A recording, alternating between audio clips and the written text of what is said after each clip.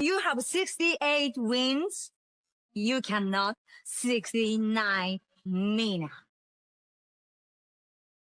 Hey everyone, it is the center of attention, Brittany Brooks, and you are watching Simply Reliable Studios. Come on over, Sabu. I'm being see, earlier I said something stupid to him, and now this is my receipt. Okay? Sabu's just sabotaging you. Yeah. He sure did. Hijacking. Yeah, he's taking over. Hijacking is a better word. You're right. Good luck. What up, everybody? This is the People's Babushka, and you are watching Simply Reliable Studios.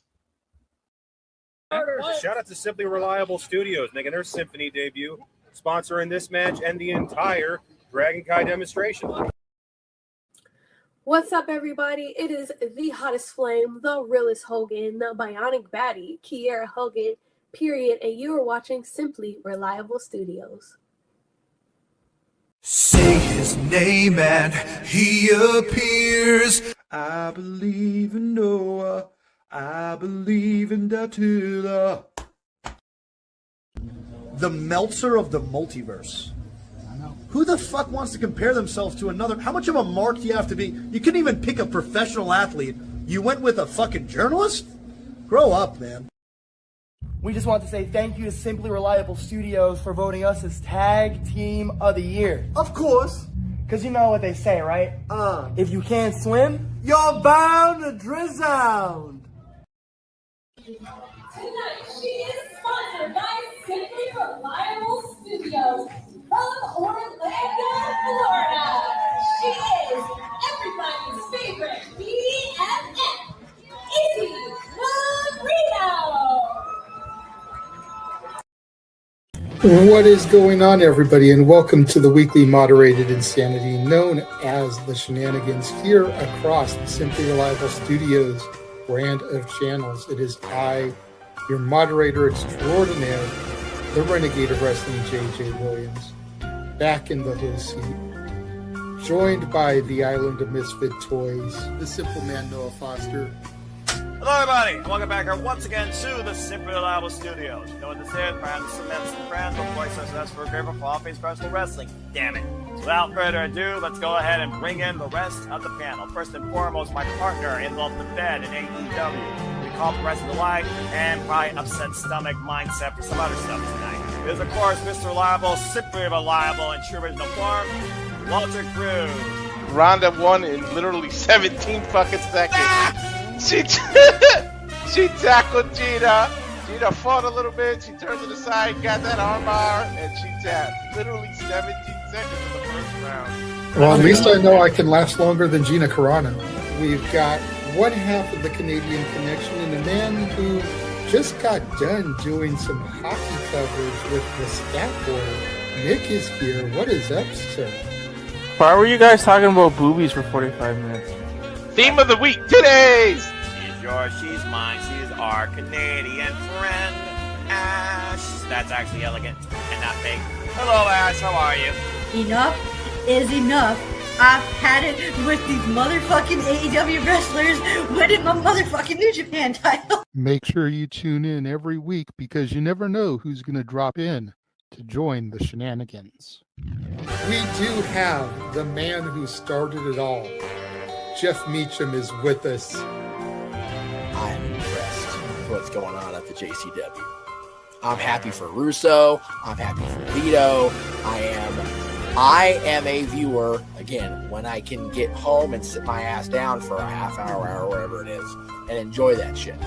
Popping out before midnight virtually on this app. It is my cohort as fellow gamer and crazy wrestling watch aficionado, Carl Schultz, will also be joining me tonight in the fray as I welcome you into the Shenanigans once again at the end of this fine Saturday. I just want to keep seeing Mr. Galana show up every single time and just Polieska. I'm still agreeing with JJ. We still need that freaking multi-person puppet match. A puppet is not a competitor! Next out are competitors if you go to the right company. Teleporting in via the morphing grid, our very own Pink Ranger is here. Hey, everybody. You know, I know the firing of Scott Moore was controversial, but I feel like he needed to go in order for TNA to grow. Don't get me wrong, we had some good stuff under Scott Moore, but the company was just stagnant. And you know, look how much they've grown. If this is what it took for her to acknowledge some of my NXT talent, then I'm here for it. Because we know she doesn't work Tuesdays. So the fact that she watches Thursdays and is still getting exposed to my talent, like, hey, something happened, right? She told me the other night that Trick and A was some of the best stuff in TNA. Yeah, I actually really did like Trick and A. I was completely shocked and blown away to discover it was Chad Gable under that mask. I had no idea. I would have never guessed it. I never saw it coming. This was just mind-numbing. This was like the reveal that Juan Cena was John Cena. I never in a million years would have guessed that Chad Gable was going to have that. Is Speed ever going to lose that title? Well, you know, everyone's be a dickhead, but how strong of a dickhead are you is the real question. I have a pretty strong dick. I'll take your report. Good night, everybody. Hopefully no one else heard that. Cool.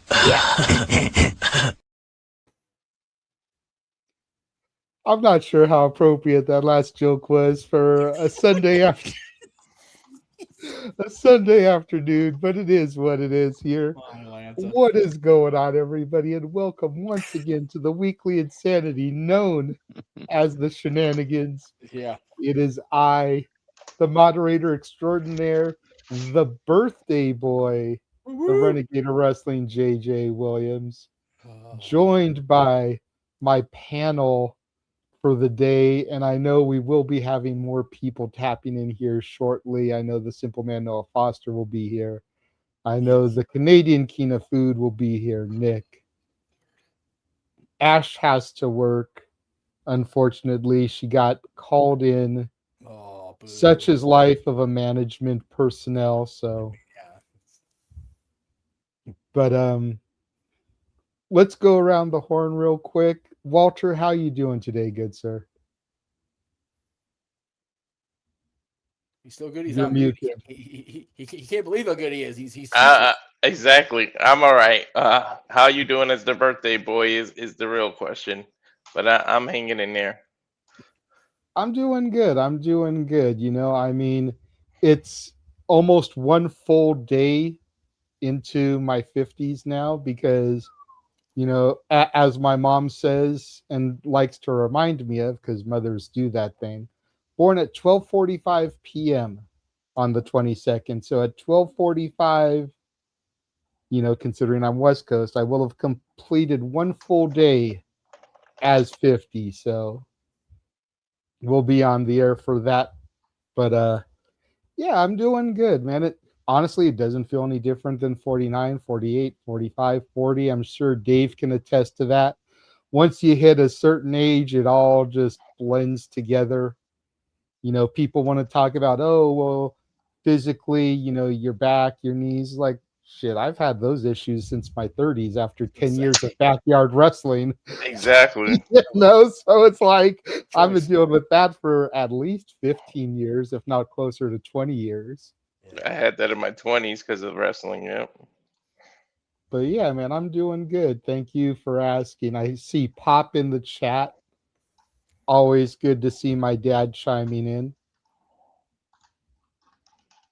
Thank you, Ash, for the happy belated birthday greetings. And, you know, I'm not expecting anything, but I figured I'd throw it out there. There are QR codes on the screen for PayPal and Zelle. If anybody wants to donate to the birthday shenanigans, scan the QR code, send a donation. You know, no, don't super chat today because even if I hit $100, I'm not going to see that for a minute. So yeah, if you want to donate now, scan the QR codes, make a donation do it now to the birthday festivities.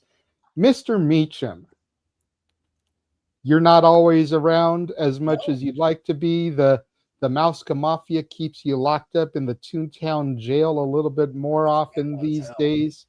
It's nice to see that you're getting a conjugal visit. You're getting a weekend pass. Right? Jesus. How are we doing this afternoon before you have to report at about 2:45, 3 o'clock? If memory serves what you message, you hard out at 2:45. Hard out, which means 2 hours after you complete that first day, I got to be out of here. So at 12:45, do you actually qualify for Lily Bird specials, or is that like 5 more years?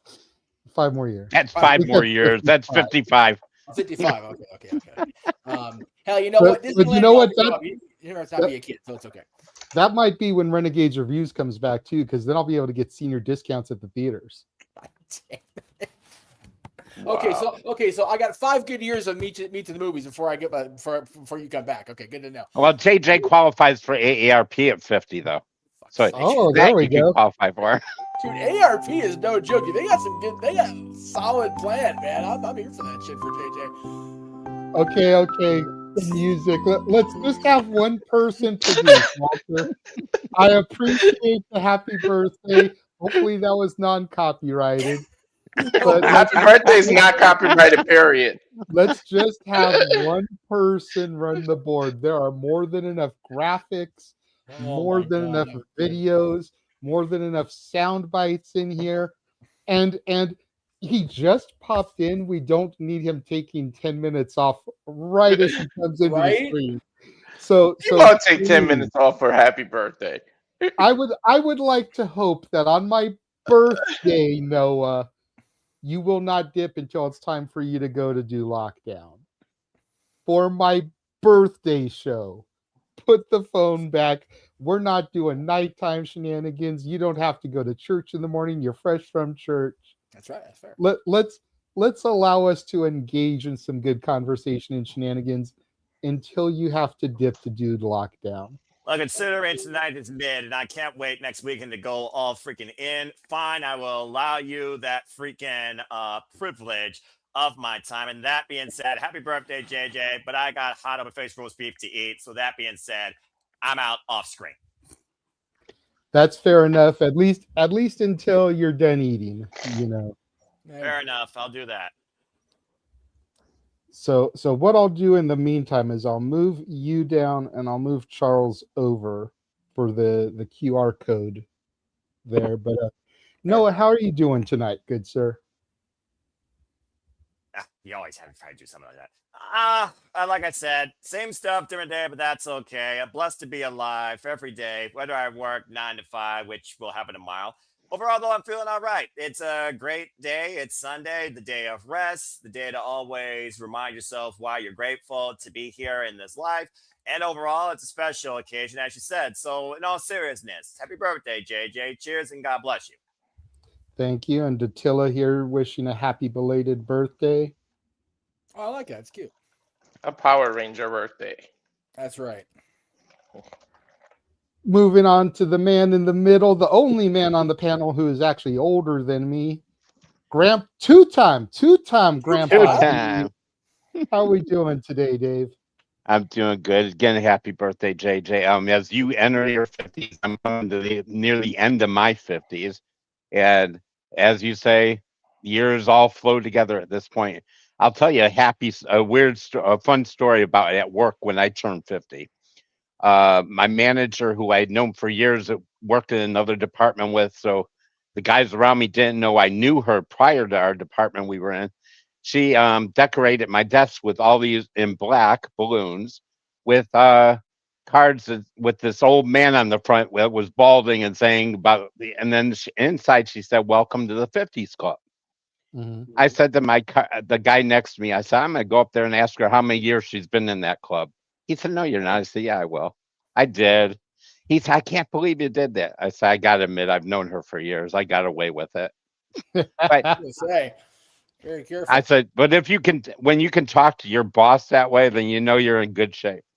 That's true. That's true. Unfortunately, I don't think I've had a boss I can talk to that way, but that's neither here nor there. And unfortunately, yes, I don't know what good shape is. Most of us on the panel don't know what good shape is. That's a whole No, other I don't. But I am a two-time grandpa. Thank you so much for saying that. In fact, Oliver tomorrow will be a week old.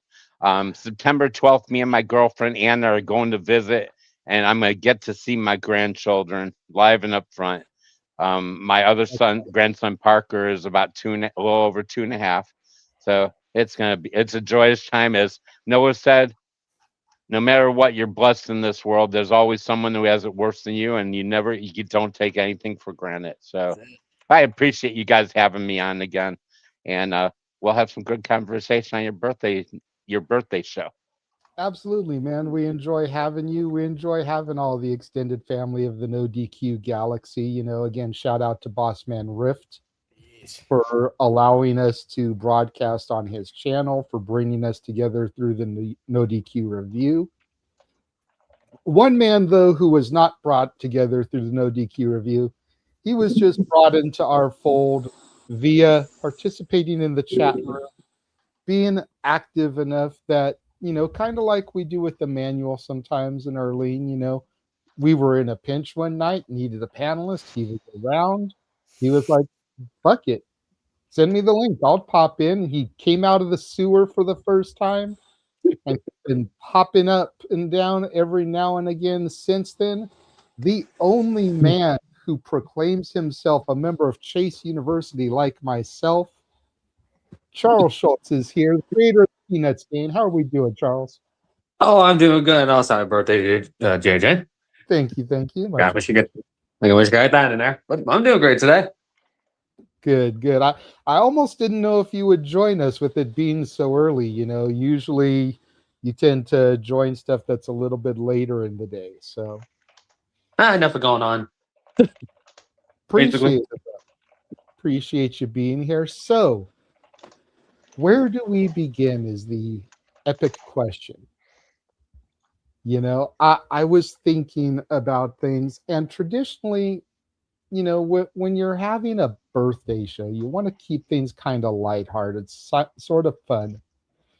But I've been working, driving, listening to WWE radio as I do during the day when I don't have a passenger, hearing some of the conversations that the different hosts have, whether it's Dave and Bully, Dave and Nick, Tommy and Rick, or whoever. And I heard them discuss a few different things, and I decided to kind of lump everything into one conversation. Pros and cons of professional wrestling in 2026. Now, you listen to these old timers tell their stories, and one of the things that they touched on and talked about was like a tour bus, how certain stars get their own tour bus. Well, there's pros and cons that come with this. You've got more space, which allows longevity in your career, which allows better eating after a meal, because a lot of times all that's open is crap food, and trying to get a healthy meal after a show is a little bit harder. It allows for family to be there on these tour buses. So you're technically spending time away from home, but your family is with you. But it also comes with isolation from the boys. You don't have to get dressed in the locker room. You've got your own private space. So now you're losing out on the bonding, the fraternity that is professional wrestling in the locker room. Same thing when the shows are over and driving from town to town. A lot of education came in those car rides. The rookies riding with the legends, driving the legends, picking the brains of the legends of the business. You don't get that if you're on your own tour bus. Pros and cons, like the lack of live events. You're not out there 300 days a year anymore, destroying your body. Wrestlers having short lifespans but you're also losing the ability to get some of these younger talents reps. You're losing the ability to get some of these talents that aren't getting TV time because there's not enough TV time to let them get an opportunity to get over in front of a live crowd. You know, pros and cons like moves, just moves in general. You think back to the 80s and a DDT was a finisher. Now it's a transitional move. Then you evolve into the 90s and a super kick was a finisher. Now you see matches where people hit 10, 15, 20 super kicks in a match, can't put anybody away. Then you evolve into the 2000s and the Canadian Destroyer was a finisher. Now Penta can barely put people away with his Destroyer. You know, and the moves have to get more and more elaborate, more and more crazy, more and more jaw-dropping, awe-inspiring in order to try to woo the crowd and be devastating enough to put somebody away. Just all these little things. And then, of course, there's social media,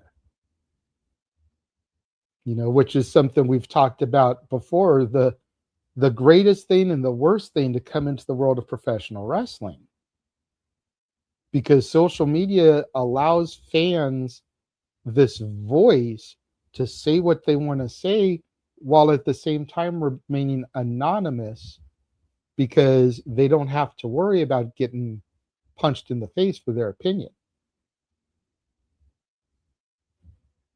You know, and people harassing wrestlers, stalking wrestlers. Everybody with the keyboard thinks that they're a script writer or a journalist. And like, we all know that I love to fantasy book around here, but I also don't take myself that seriously when it comes to some of these things. So I've just been thinking about all these different pieces that kind of intertwine themselves, the pros and cons of pro wrestling these days. And I want to go around the room and kind of get everybody's thoughts on this, because I think this is a very interesting, engaging conversation, because we've all got different ages in here, different lengths of time watching product, different product that we engage in and follow on a consistent basis. So as the old man in the room, Dave, I'm going to come to you first. You've been around longer, watched more than most everybody else here. What are your thoughts on this? Boy, you had a tough thing and you came to me first. Well, you mentioned a couple of great points, and I think it's a pro and a con at the same time as the house shows. I think we need more house shows for the youngsters, obviously, definitely, because we see too many missed moves, and I think they need repetition if they're not being shown on TV. The only thing is with that is if you do more house shows, you really have to center it around the younger people that need the work. Now, will they draw crowds? That's the question right there, because will WWE do a show that's not going to draw as many crowds, or do you have to at least have one or two main eventers at least there? But they definitely need more repetition. They do some of these house shows like when they go overseas, and recently they did some around SummerSlam. But I think definitely the con is we need more of those. But the pro to that effect, and you mentioned it, you can't have these guys working 300 nights a year anymore. You just can't, because it's gonna kill them. And that's why I think if they do more house shows and incorporate all the younger guys and ladies that are on the main roster, and then sprinkle in veterans here and there, not make Cody Rhodes do all the house shows that they do, but do other people, like center it around maybe Cody one for a few shows, Hunk around a few shows, Randy maybe, We know Roman probably won't because he has a contract that probably is going to make sure he doesn't have to do any. But who knows? That definitely is a pro and a con right there. The con is another con is I think the stories are not, and we talk about this all the time. The writers are outdated. We got outdated writers. We talk about it a lot about. I think we need new, fresh blood. Like on WWE, Michael Hayes and Bruce Pitcher have to go. It's past their time. I mean, Michael Hayes was wrestling when I was a kid. And Bruce Pritchard, Brother Love, that was when I was in my pre-teens. I mean, and that's going back a lot of years. I think we need new blood in there. AEW has a lot of great young stars, and they position them a little bit better, other than having maybe Moxley around too much. I think he needs a break at times, but I think they don't have Tony won't get the writers they need either. Because they have great wrestling matches. No doubt about that. Great wrestling matches. But you can't have jobbers going 20 minutes with your top stars every time either. And they need some more storyline to mix in with it. It's like WWE has too much comedy and story, not enough wrestling. AEW's the other way, has too much wrestling. We haven't come to a good medium yet with everything. And I think we're all looking for both companies to get better to build each other up. Because again, competition brings greatness. Where we like when we had the WCW and the Monday Night Wars with WWE, we'll never see anything like that again. And that's where I come in old school. And you want to see that again, but also there's a lot of things that will deteriorate from that too, because social media is around where it wasn't back then as much. And you could hide stories, and nothing could come up in that spoils it. There's spoilers. I think another pro is though. I think the athletes are better. I think we see different moves. I mean, back when in my day, in the beginning when I first started watching wrestling, you talked about DDT's finishers. I saw him back in the AWA in the late 70s, early 80s, where a body slam would win a match. So I think they've evolved in that where we see some of the greatest moves in wrestlers, and I'll still go back to it because I think he retired too soon. But it was his decision as AJ Styles. He was still at the top of his game. And who else has three holds that could be finishers? I mean, The Undertaker had 2, but AJ legitimately had 3 finishing holds. He could throw it at any time. And he did not miss. I mean, back in his TNA days, and I watched TNA a little bit back in the day when he was there and a youngster, and some of those shows back when he started and Samoa Joe were amazing. I mean, I enjoyed it thoroughly. But those are some of my pros and cons. I won't go on much longer. I want the other guys to chime in too. Thank you for that, Dave. I did see in the private chat Jeff had a point he wanted to make regarding AJ, so we'll go to Jeff. He can make that point and then give his thoughts on the topic. Might as well. We can go by age. I'm the next one down from you and Dave, so it's all good. First of all, let me just say I am still supporting the needy causes in the world. With his box office being so down, I am supporting Disney legend Dwayne Johnson today, drinking the Zoa, because he's got to make money somehow. He's only being a country music star. He's only acting. He's only on the board of directors. So we got to make sure he's got some money flowing in all the time, right? But AJ, we're talking about the age of the room. AJ Styles' son is making his on-screen debut at TNA tonight. Fuck all that getting old. Okay. AJ Styles' son is on a TNA pay-per-view tonight. Fuck that. I am not okay with that at all. Oh my God. As long as he comes out to IM. I think okay, so there's a pro and con right there. The pro of it is us TNA dorks are gonna pop for it. Bad. Like we're gonna have a moment. We're gonna need to go off screen for that kind of moment. The con is AJ didn't want to hear that damn theme no more. Imagine getting his poor kid saddled with it. You know what I mean? So it's, there's good and bad there. You mentioned the buses. That's a definite pro for me, because so many people that I've known in the business that have been around since the days before the buses regret not having the buses when they could have.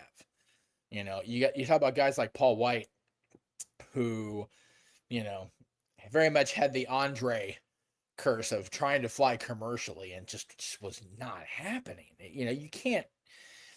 You're a little giant. You can't fit a 7'4", 7'2" frame into even a first class seat on a flight. You got to fly on the Vince jet at that point. But to have a bus is, I think, so much more beneficial for guys like that. The bonding with the boys that happens in the cars, depending on which podcast you listen to, it may or may not be okay that those days are gone, because some of these bonding stories in these cars, you get the freaking, the BSK in one car, and you get, the APA and in the other car, or the Steiners or whatever, and they're throwing shit at each other on the road and just being general dipshits. It's like, okay, maybe it's good they're not on the highways between shows. Especially those fans trying to either navigate through it or stupidly be part of it. But Jeff, we know the highway don't care. Well, yeah. Ask, and Mama knows the highway by heart. Jesus Christ. Shout out to, Tim McGraw and Taylor Swift. I won't shout Keith Urban because he cheated on Nicole Kidman, so he's an idiot by default. So there you go. I'm just throwing that out there. And Hal Ketchum is the other reference. Hal Ketchum is the other reference, yes. I know. I just like Highway Don't Care. I love that the Highway Don't Care never plays on the Sirius XM channel, The Highway. Just throwing that out there to Sirius XM. I would play that song on that channel once in a while. That's good cross branding right there. But maybe that's just me. What the hell are we talking about? Senior moment. Oh yeah, pros and cons. Yeah, I really get up in my own shit about the con of finishers and signatures becoming just everyday moves. Like, that really bothers me, and it shouldn't. It's stupid. I'm a fan. I'm not in the business. I don't wrestle in the ring. It shouldn't bug me, but it does. When I started watching, the DDT was such a lethal finisher that Rick Martel blinded Jake Roberts to take him out of the industry. You know what I mean? Like, the DDT was like Arn Anderson, who was probably the best technical all-around performer to never be a world champion, used the DDT for a while. I'll never forget when he turned on Dustin Rhodes in '94 and dropped the natural with the DDT at Bash at the Beach against the Stud Stable. I mean, it was just oh my God. And it's like, well, okay, yeah, it makes sense. It's Arn Anderson. He wanted the old Arn Anderson. He got him. And now it's just commonplace. And you mentioned the super kicks. Ain't no party like a super kick party, and that's why it's so lame. But that's just me. See, just to counterpoint you here real quick, I don't think it's as much the fact that signatures and finishers don't finish matches to me anymore, because really that started in the independents. Yeah. Because yeah, we saw it a lot in PWG, which is why it's done a lot in AEW, because who were partial owners of PWG at one point? Yeah, who are EVPs of AEW? So, But I think what bothers me is that if a stunner isn't finishing people, if a destroyer, which literally you are flipping someone over and driving them neck first into the mat. Yeah. If these moves aren't putting people away, what are you going to have to do to finish someone? And what is the risk to your adversary when you're supposed to be protecting them? Yes, exactly. That's more so where it is for me. And Safet here bringing up the Blue Thunder Bomb. We all know Blue Thunder Bombs do not win matches. There was a Blue Thunder Bomb yesterday. Referee Chris Massey did not even go down for a 3 count because he knows Blue Thunder Bombs don't win matches. Shut the fuck up, JJ. I mentioned that in the commentary. I said, look, they didn't even go for the cover. Nope. Well, pile drivers don't finish whole matches either in AEW. They Chris get pile driven all Massey- the time. Chris Massey will attest a well-played theme song will finish somebody before a Blue Thunder Bomb, by God. But you know, that's just what I'm saying, Chris. Shout out to Chris Massey. We love Chris Massey. Crazy fool. But the long lost Jackson brother, if you know, you know, folks. But I digress. But yeah, you're right on that. It's you know, JJ, you and I were fans and diehards watching TNA and popped so bad when PD Williams came into PWG. We're like, oh my God, we're going to see it in person. Oh my God. And then he didn't do it the first show, motherfucker. He didn't do it until a couple shows in because he sucks, fucking PD. He did it on night 2, which you were at Yeah. the Hall of Fame and I wasn't there for. Right. Yeah, exactly. It's like, damn you, PD. Like Yeah, we fuck were you, jokes PD, in for night that. one. Like, yeah, big old fuck My you. brother from a Canadian mother, but that's a whole other story. Yes, we love PD. And dude, he's one of those guys that if ever there should have been an agent for WWE after his career is over, it's PD Williams, man. I'm so glad he still has a job. But yeah, his move was devastating 20 years ago. And now it's still a finisher for guys like Penta, but it is still used way too much. And the risk on that, like you said, it's a literal pile driver. The pile driver was banned for a long time in wrestling, especially in WWE. You know, but the destroyer, I forgot Adam called it Panama Sunrise. Is that what Adam Cole used to call it? Okay. Correct. Correct. Okay. All right. So yeah, that's just as lethal in 2026 as it was in 2005, 2006. But nobody's finished by it except on the rare occasion. So how high does the risk go, and what is the reward if your opponent, your in-ring partner, your friend ends up going to the hospital because of it? Not happy. It's really not. And I definitely think that's a byproduct of the upping the ante on high risk in wrestling. You know, the endless debate between the Meltzer marks and the diehard, you know, fans, you know, the fans of the sports entertainment part of it, you know, which is more important. You've got more people in wrestling now saying, without a story, you've got nothing. Becky Lynch just said it. It wasn't just her saying it either. It was everybody, but Becky Lynch in particular said it. ESPN said it. Bleacher Report said it. Sports right. Illustrated said it. NoDQ.com said it. That's right. And Becky Lynch knows NoDQ.com said it because she acknowledged it. So, damn it. But I think the biggest pro con for me is the sacrificing of the storytelling in order to placate the move marks. That really is for me the biggest difference between when I started watching and as I watch now. When I started watching, it was all about the presentation. You know, the biggest fandom I had was for a guy that had less than 5 moves of doom back in 1990. Unless you watch him wrestle in Japan, then Hulk Hogan was the greatest wrestler of all time. You know, but now if you can't do these, you know, these 5-6 star move sets, then today's fan seems almost jaded by it, and I find that very disappointing. Anyway, yeah, just the fact that one of the greatest matches of all time really didn't have a long dramatic story behind it, but the way they did the match was the story. Their interaction was the story. AJ, Daniels, and Joe. One of the best matches I've ever seen, live, in person, on TV, whatever. And the only story was, who's the best wrestler in this company? And that's all we needed. No, 100%. And, you know, again, it kind of goes to the smart marks because TNA in 05 was the AEW of 2021, 2022, where if you were watching TNA, you knew who these people were.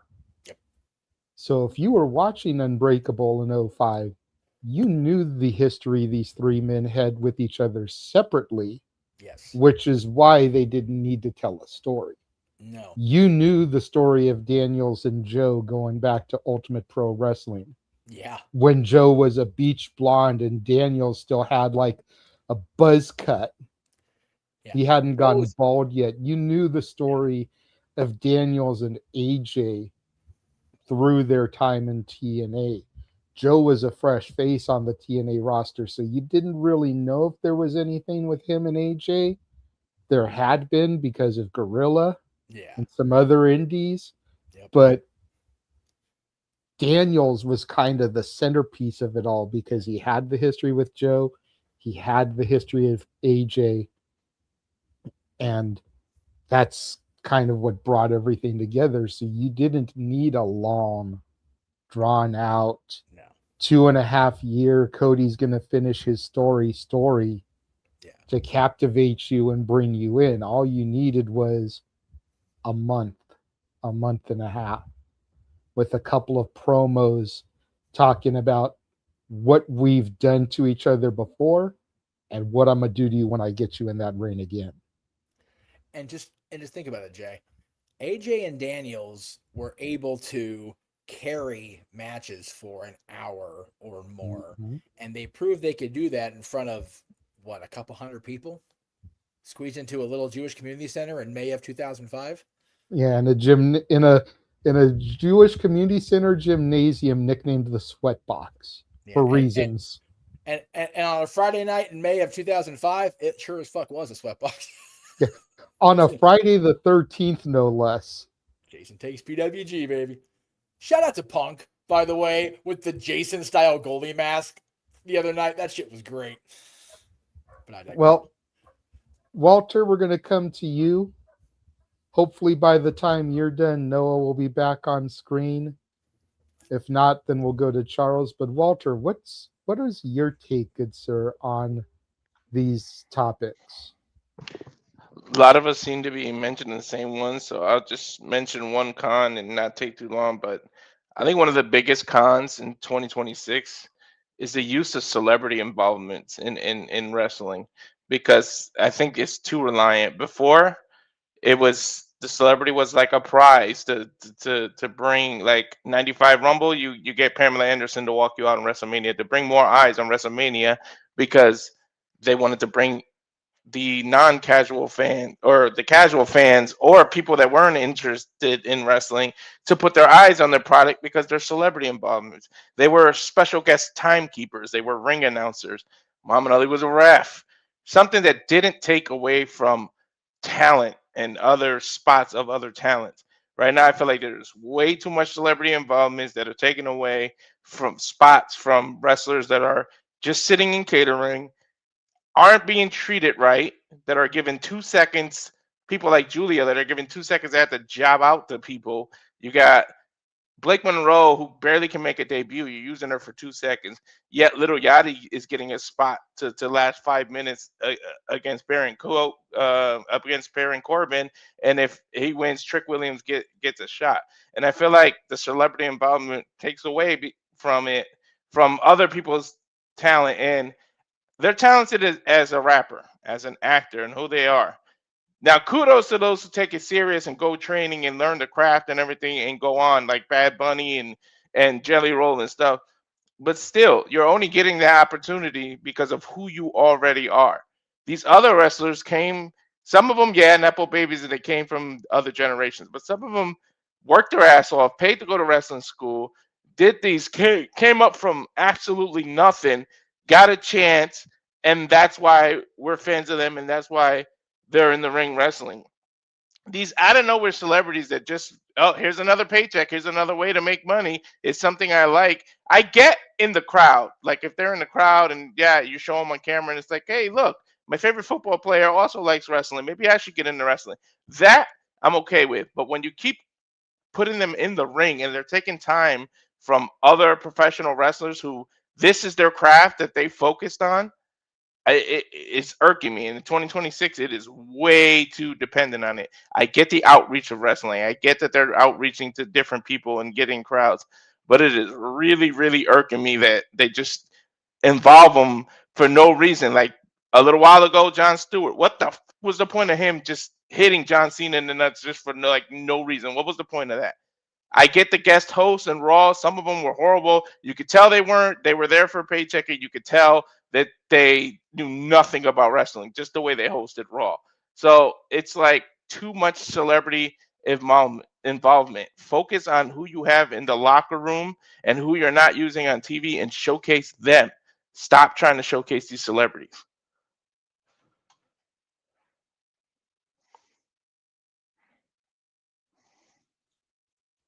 Yeah, I didn't even think about that one, honestly, because for as long as I've been a part of wrestling and watching wrestling, celebrities have been a part of it. You know, and even going back further, I mean, Andy Kaufman and Jerry Lawler. You know, so that's something that really didn't cross my mind.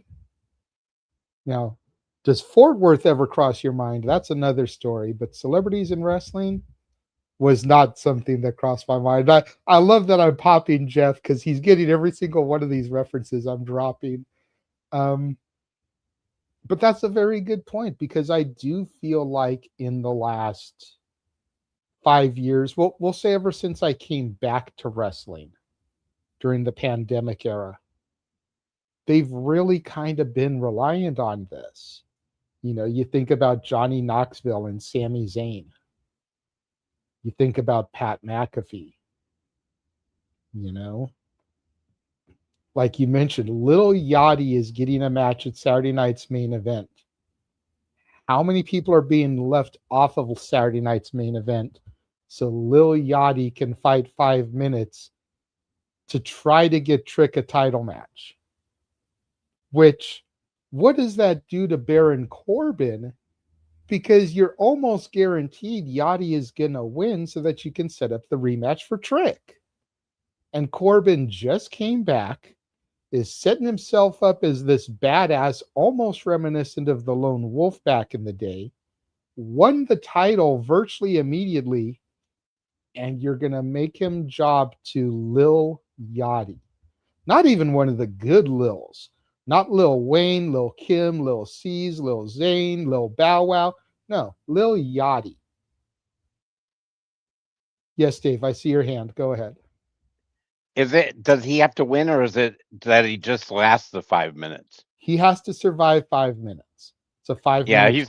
Yeah, and you know that is really that is stupid. Only because I think Trick should get another shot, only because of how Baron won the last 2 matches. That should be the reason right there. And they should just do it as a no DQ since he keeps using the title belt. They don't need to involve Little Yachty in a 5 minute squash, or him running around the ring for 5 minutes just to last the 5 minutes. That is ridiculous. Julia can't even last 5 minutes against a Blake Monroe because she gets attacked. Julia can't last 5 minutes against Nia Jax. But you're gonna say Little Yachty has to survive 5 minutes against Baron Corbin? Well, he's going to run around, and Trick will probably be out there or something, do something. You know how the shenanigans, no pun intended, happen with WWE, obviously. Well, I'm wondering why the belt thing is such a big deal. It's got a bunch of fur on it. Shouldn't it be okay where it's not hurting anybody? There's padding there. It shouldn't hurt for a disqualification. I don't know. Maybe it's just me on a Sunday thing. Interesting. Baron didn't come out with the belt Friday. Maybe he they're said taking the fur off. It's getting a haircut or some crap. Yeah, he said it was getting a haircut, which because we all thought, okay, the fur's staying on the belt, Trick's going to get it back. But now if he shaves it, what does that mean? I really thought Trick was going to be moving to the main event picture, and that's why they had him lose it. I mean, that would have been the only reason Baron beats him. But who knows? I love how they mention it's going to get a haircut. They don't show it. They probably get peed on their ass if they did actually show it on TV. That's why. No! Don't abuse the belt. Fucking belt, man. Relax. Damn it, you guys. Shenanigans, baby.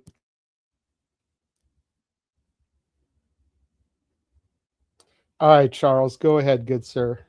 Oh, great. Here we go. Right on me. All right. I agree with the pros and cons of pretty much what everyone is saying. Now, admit, I did start watching full wrestling in 2004, so. I'm not used to it. Only until when I start watching stuff, seeing about all the cons, basically, which I agree with. My brain's all over the place. But, No yeah. worries. Yeah. I agree with all the pros and everybody's saying. And also, did they really announce Lil Yachty versus Baron Corbin? They did. Okay. Yep. It gave All it its right. own graphic for the Sunday night main event. It's got its own graphic and everything. It is official, as Pierce would say.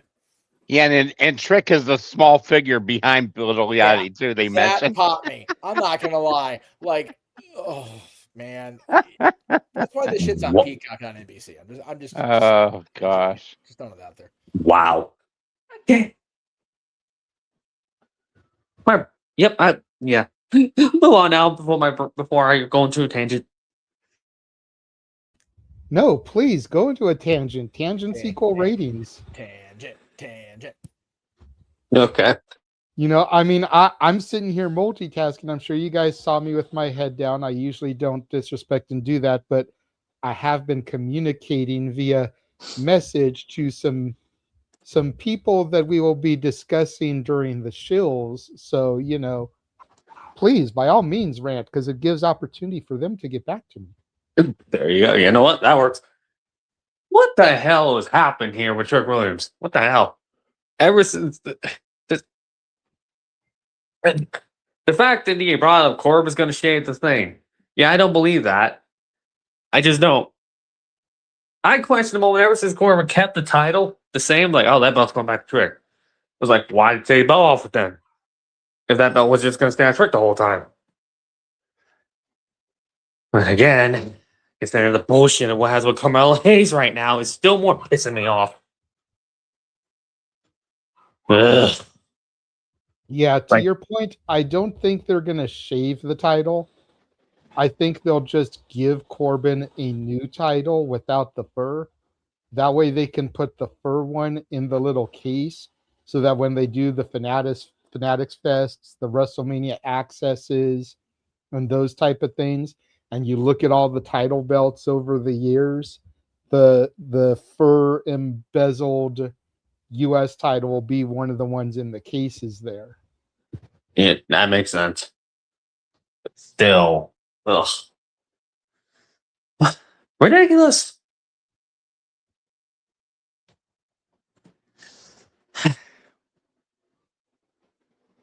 Bye for right now. I'm good for now. Okay.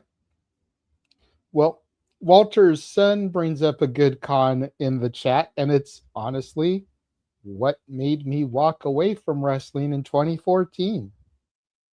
Same people in the main event all the time.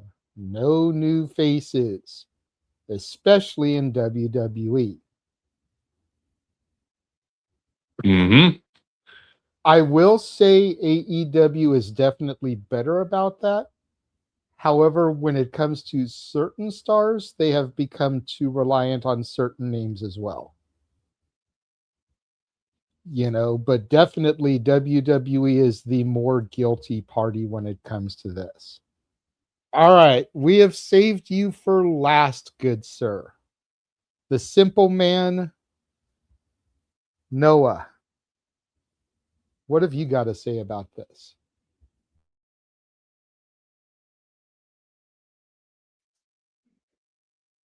What? Where do you want me to even begin? You already know where our stance is on most of this stuff. I feel like we're rehashing previous conversations. Okay, let's see. What do I chastise for? I'm not going to do it. I'm too fucking tired. Okay, pros and cons. Let me see. Where do I begin in my aspect as a lifelong fan of professional wrestling? First off, I hear the word story Damn again. it. First off, Damn I it. hear the word story again. You're going to force me to go into drinking. Well, I'll drink myself into intoxication when it comes to the aspect that everything needs a fucking story and we're overrated than some cheap-ass, pissant B-level reality show when you can't consider two people going to ring bell to bell to prove who the better person is in the highest quality of degree when it fucking matters. Secondly, if you only rely on freaking big-name merit as big as freaking Mike Tyson and Jake Paul with an underwoman performance and under freaking 5 minutes just because you're that damn important to pop culture versus trying to push forward the future of somebody that actually worked their way in this business, you can fuck off. Third, if all you're going to do is try and push someone to your advantage for a marketing ploy, then actually take a chance on somebody for their actual merit and talent. You could also leave me alone as far as my freaking investment goes in your fucking product. When it comes to the wrestling scene today, there's a reason why I only watch Stardom, AEW, ROH, New Japan Pro Wrestling Eve. Maple Leaf Pro is my new Thursday night special. You know who runs that? Scott D'Amore. What the fuck is TNA anymore besides Encore? Let's rehash the same 25 damn people on the fucking roster. And the only difference is you play them in a damn steel cage. How about you come up with something new and original? How about you actually try and put forward some youth in your fucking main level scenes? How about you fucking quit relying on the 40-year-old partying up freaking pre-senior retirement party in the damn biggest company on the planet? How's that for some hot shit? All right, now let me go ahead and try and cool down. The pros, though, I will say is I love the fact that there is so much variety in the freaking wrestling business, considering how much youth, how much potential there actually is in those that do dream of having the biggest aspect of being the next big adventure in the ring.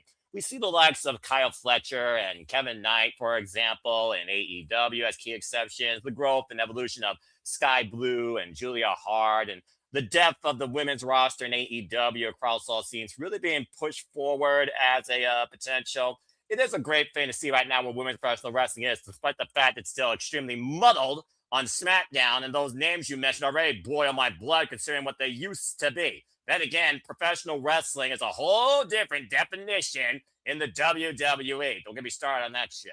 So, yeah, if all I hear is that everything needs a story and all you're looking for is a Telemundo or a freaking overrated Fast and Furious remake in your damn wrestling ring without a kiss scene by some overrated celebrity, get out of here, all right?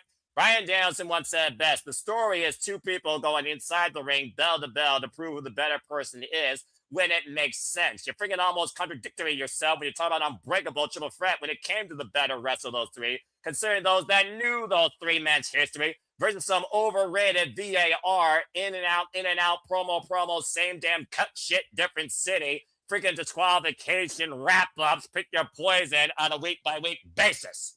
So yeah, I think the fact of the matter is that too many people look back on what the wrestling business was and what the wrestling business was. It wasn't as in depth to possibility versus the variety we have today with the talent that we are seeing. But again, the pro is the fact there is so much talent. It's a matter now if you actually try to exploit it for what it's worth, especially in the Fed when you don't have somebody over 40 fucking years old constantly ruining the main event scene because they're freaking Nepo baby, overrated, polarizing, Samoan blessed, freaking daggum overrated idiots. But anyway, that's just a few of my takes. And I could go deeper, but that's not about what this forum is. But bottom line, there's so much variety in the talent, but there's a lack in exploiting it, especially in the Fed. That's one of the biggest cons. But the pro is there is still hope for the future, just very little in places versus others. I'm still holding out for TNA. I'm TNA faithful. I see the best evolution in the AEW roster. I love Ring of Honor. And I still have my foundations in Stardom, Pro Wrestling, even New Japan to keep me going. It's amazing how much New Japan Pro Wrestling this year alone has really evolved with the young, youthful talent, finding their own identity, not only in the character they bring, but how they wrestle in the ring. Uya Mara and Rike Oiwa are two prime examples of that. Maybe if people actually learn how to use the damn streaming service that's only $9.99 versus an overrated $30 bullshit for one freaking thing a month that isn't even worth $30, they actually would be able to find joy in wrestling again. That's all I have. Yeah. Good thing JJ went to me before Noah. Because I could not be able to follow that. No chance. Oh, Noah. I think cutting major promos. JJ, that's just me, side directing over here. Don't mind me. Jesus Christ. Damn, no. That was a rant. That was a rant, Charles. And that was a great open-faced hot roast beef sandwich that I just finished for the second time.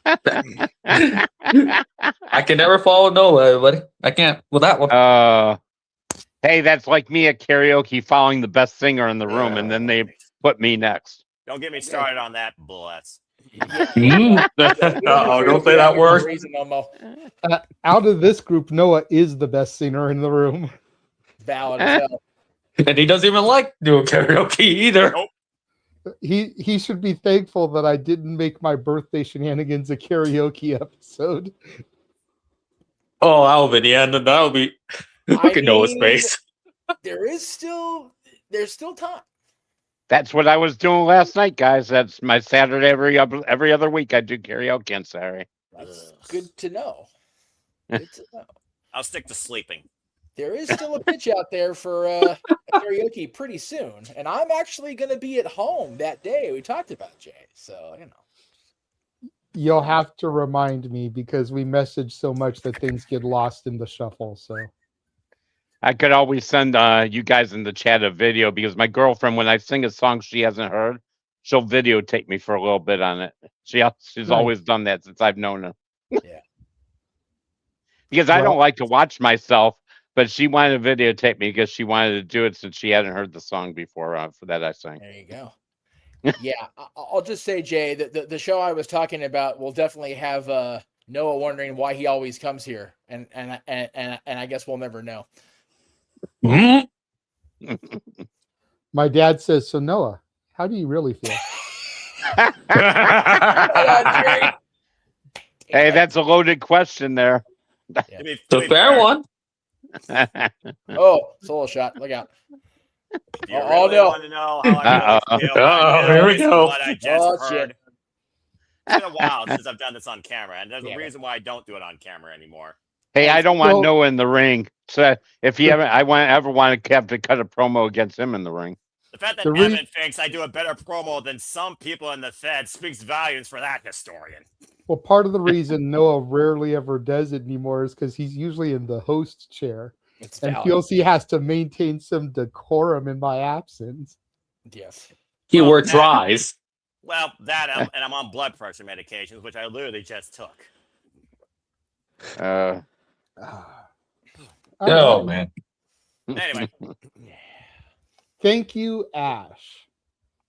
This is where I think we need to find some middle ground. Yes. Not every match needs a story, but it does need a reason why it's taking place. This is what, and I always jokingly say it, but it felt like the early years of AEW was just the carnival balloon game. The back wall in the arena would have balloons with the wrestler's name inside of it, and Tony would throw a dart, pop the balloon, John Moxley. Throw a dart, pop the balloon, Brandon Cutler. You guys go have a match. To be fair, that match never happened. But also it's a joke, Noah. It's a joke, but it's to illustrate how random some of the matches come off, especially in the early days. And again, you've heard me say it. 2026 has gotten a lot better at that for them. But give me something, at least make it make sense.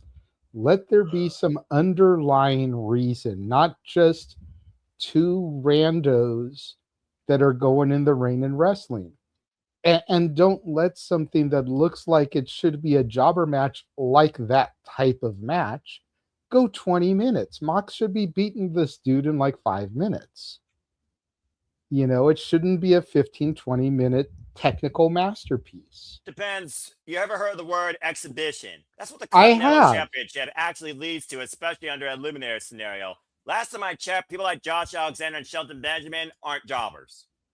They're not, but they're also not on television either. Well, that's because Josh Alexander has been injured, and Shelton Benjamin actually has been recently on television. He's been hurting people on Collision due to their hurt business, basically going into business for the money to hurt people. Honestly, if I could pay him to hurt people, I would.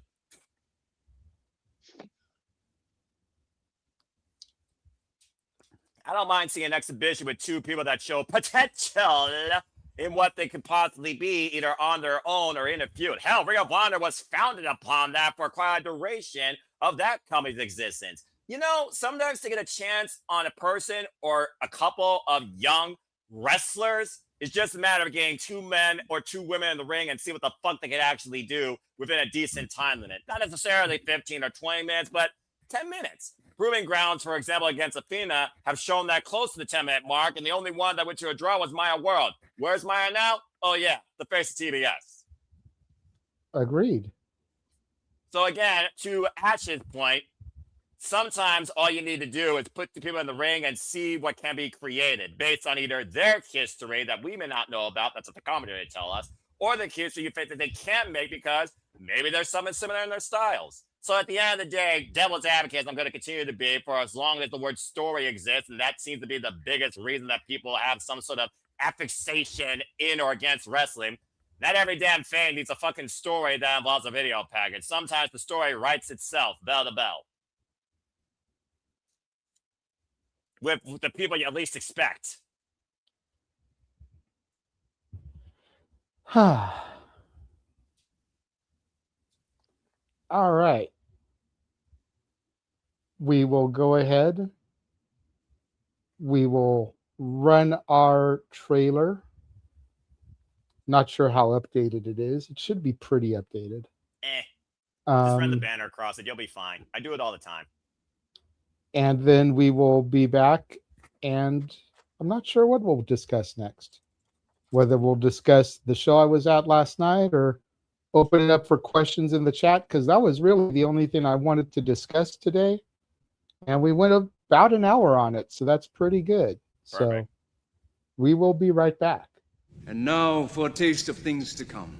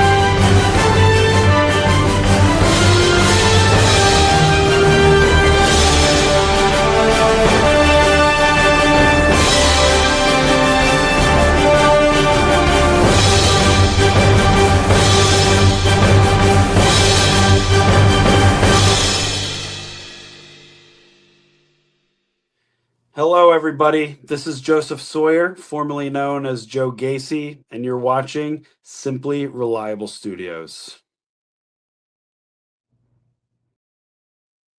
Even I can say there's some worthwhile thing in that trailer. And as always, there's Super Reliable Studios, folks, we truly encompass, embrace, celebrate, pontificate, analyze, criticize, and react to all the wrestling. What was what? That's what I want to know. What was what? Might be a first-time viewer. What the fuck was that? Welcome to Super Reliable Studios. If you don't know what that is the watch-alongs that we do, providing alternative commentary for your own engagement and entertainment as a blind conduit, but a reliable, open resource to all of the biggest shows across professional wrestling. Damn it. Yeah.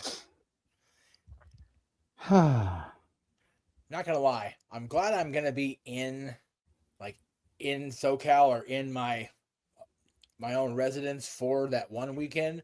Money in the Bank and Bound for Glory in the same weekend. That's pretty awesome.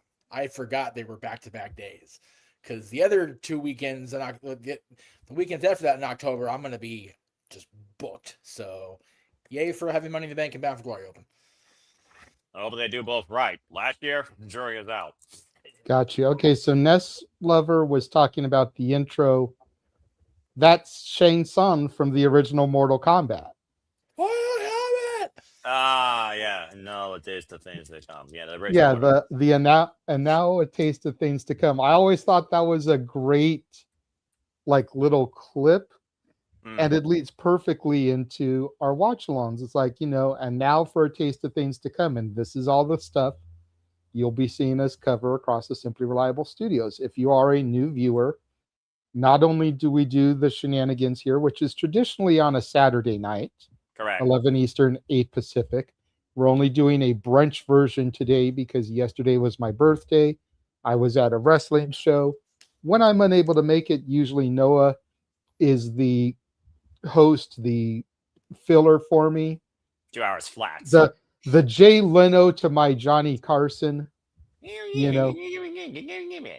So it's like when I'm unable to be there, usually he does it. But with it being my birthday, we still wanted the opportunity to celebrate, so we did it today instead. But we do watch alongs here, we do shenanigans, we do predictions entitled Simply Predicting, which all in Simply Predicting will be when, good sir? As of right now, I think I'm going to stick to my usual, which is 11:30 p.m. Eastern Standard Time this Thursday. So let's make it go! So there you go. So we'll be doing Simply Predicting for that. You also have the Simple Sessions with Noah and our Canadian friend, Ash. Giving our simple take away from G1 Climax and getting up to some Monopoly tomfoolery in this session's Baddie Games. Stay tuned for more on that. I almost feel like I should be there for the Monopoly part because I used to play people for real money in my college. I remember you telling me the story. We would bet on a game $5, $10, $20, who was gonna win, and I would clean motherfuckers out. Look, as long as I get the orange coin and the red coin, but that's a whole different conversation for another day. Y'all are fucked. Apparently, Datilla says you two still need to do a simple session. Let me know your schedule, bruv, and I'll see what I can do. Hey, Same with me. Lockdown's tonight, and you've got the Joe Hendry intro if you need it. So, why not? God damn it. There's one for the...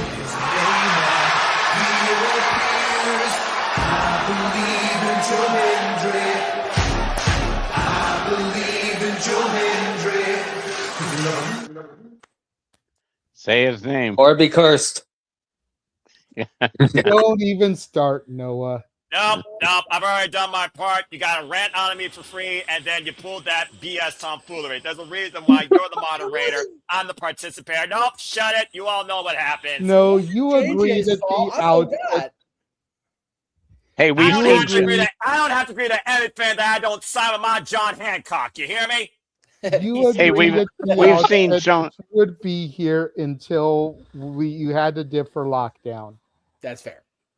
We've seen Joe Hendry's entrance more on this show than we have in the since he's on the main roster. Shit. That's accurate. Yeah, about to say. Remember the intro actually mattered, though, when he actually mattered. What's he up to right now? You want me to start on that? No. Oh, God, no, please don't. Please don't do that. Hey, Jeff, we could get another rant out of Noah. Let's get another rant out of him. Don't push it. Out an Don't hour push and a half, it, y'all. Let's not tomfoolery around here. You know what I mean? Jeff, do you realize where you're freaking at? And I'm the one that's supposed to be the most sober and the most freaking controlled. The only reason I am sober and controlled during the shenanigans because I have to go to work immediately after this. Like I'm literally going to be doing this shit and changing as we're going toward the end here. So yeah, I know, Noah. Just I have choices to make today, and I choose to stay employed by the Walt Disney Company. Yeah, that's fine. Yeah, Jeff's not going to take a sick day today for that. Well, either way, I'm still leaving you Yahoo's quarter till to change out and prepare for lockdown because I guess my buddy's coming over to actually watch the countdown for what it's worth. So I'm at least going to give him that much. That's yes, I remember. Hey guys, if I'm still awake Thursday night, I'll be on for predictions. It depends because I still got to work Friday morning, but it's the last day of the week, so I could half-ass it while I'm at work Friday. It doesn't take a whole lot. AEW predictions go almost as long as an AEW pay-per-view. So. Oh my God. 3 hours. But hey, it's still more fun countdown for me than actually watching any countdown for any pay-per-view or PLE. Except AEW actually gives me wrestling. By the way, the 0 hour, good stuff with ELP and Chris Brooks. I'm glad they ran that back. And more Vert Vixen. I love seeing Vert Vixen. Love her attitude. Anyway. I always get Vert Vixen and Viva Van mixed up because they're the double V's. Viva Van is the Hellbent Vixen, and then the other is Vert Vixen. I always get them mixed up. Well, they're going by, I think, like a soft tag team name right now. Something Vixens, Hellbent Vixens, or something like that. And I can understand the confusion. Plus, they were just in tag team action on the Zero against Shirakawa and Queen Aminata, who make a very unique tag team combination, but also very effective. Yeah, give me Mina and Viva Van as a team, and I think you'll have a lot of people in the arena that are puddles. Oh, brother. JJ's not wrong. I would take those Vixens over wrestling Vixens any day. Just throwing that out there. And if you don't remember wrestling Vixens, good on you, brother. And if you do remember it, I'm sorry. I'm glad I don't. As much history as you've taught me, Jeff. That's one thing I don't know. I purposely didn't teach you that one. Don't worry. Yeah, Appreciate it. I vaguely remember wrestling Vixens, but I did ask Mikey O'Shea how his sister was when I saw him at the. Oh, did you now? Oh, did you now? For those that know, that if you don't know, I'm not going to say nothing. And if you don't know why Jeff's getting redder in the face than usual, just don't ask. You know what? Maybe without a super chat, you should leave that alone. Speaking of super chats, I will acknowledge one thing, like I did on the Did thing. Maybe this could be a bit of a conversation piece for you, JJ.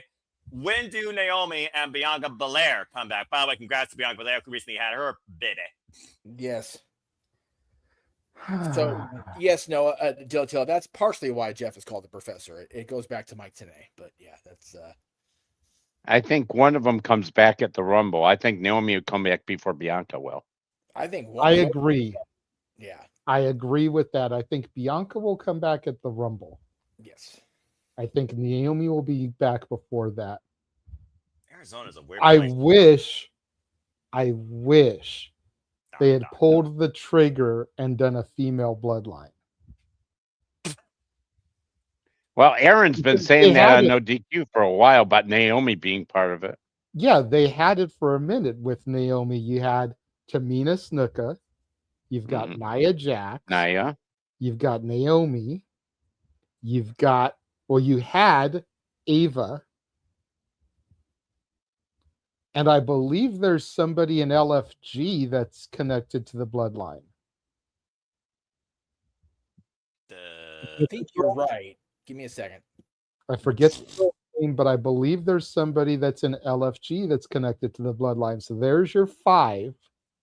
Freaking every Samoa at this point is connected to the bloodline. Well, I mean, Just saying. all of Yes, those are getting nasty in Frisco and Florida. They gonna keep popping them out. Samoa Joe's like the only one that's not related to them. Thank goodness. I've said it for years. As long as him on the Wahi's keep getting busy, they ain't never gonna stop that bloodline. I called them a baby factory. They're just all on conveyor belts. Jay, I know you're right. I just can't remember who. Yeah, Like it's gonna bug me for a second. I'll find it. Hang it's on. okay. Ask Google AI.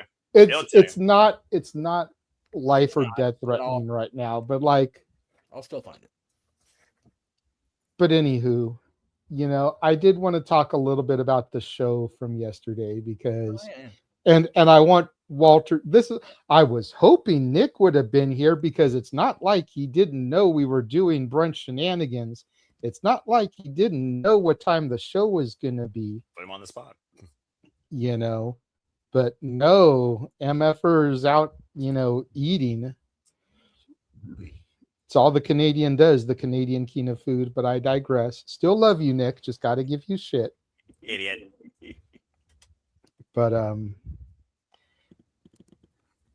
so Walter and I will talk a little bit about it. I'll go to Walter first, having been the one taking it in at home, doing the watch along, kind of seeing it from that point of view. Walter, what did you think of the FWW show? The matches were fine. They had a couple of technical issues, but it's indies. You got to take it. I saw Nick was getting a little frustrated, but I kept saying we can handle this. We're professionals. It's the indies. It's gonna happen. There were times where you could see their camera was low on battery and needed charging, so it would like die in the middle of filming and then switch to a different camera angle. It froze a lot. Like the thing.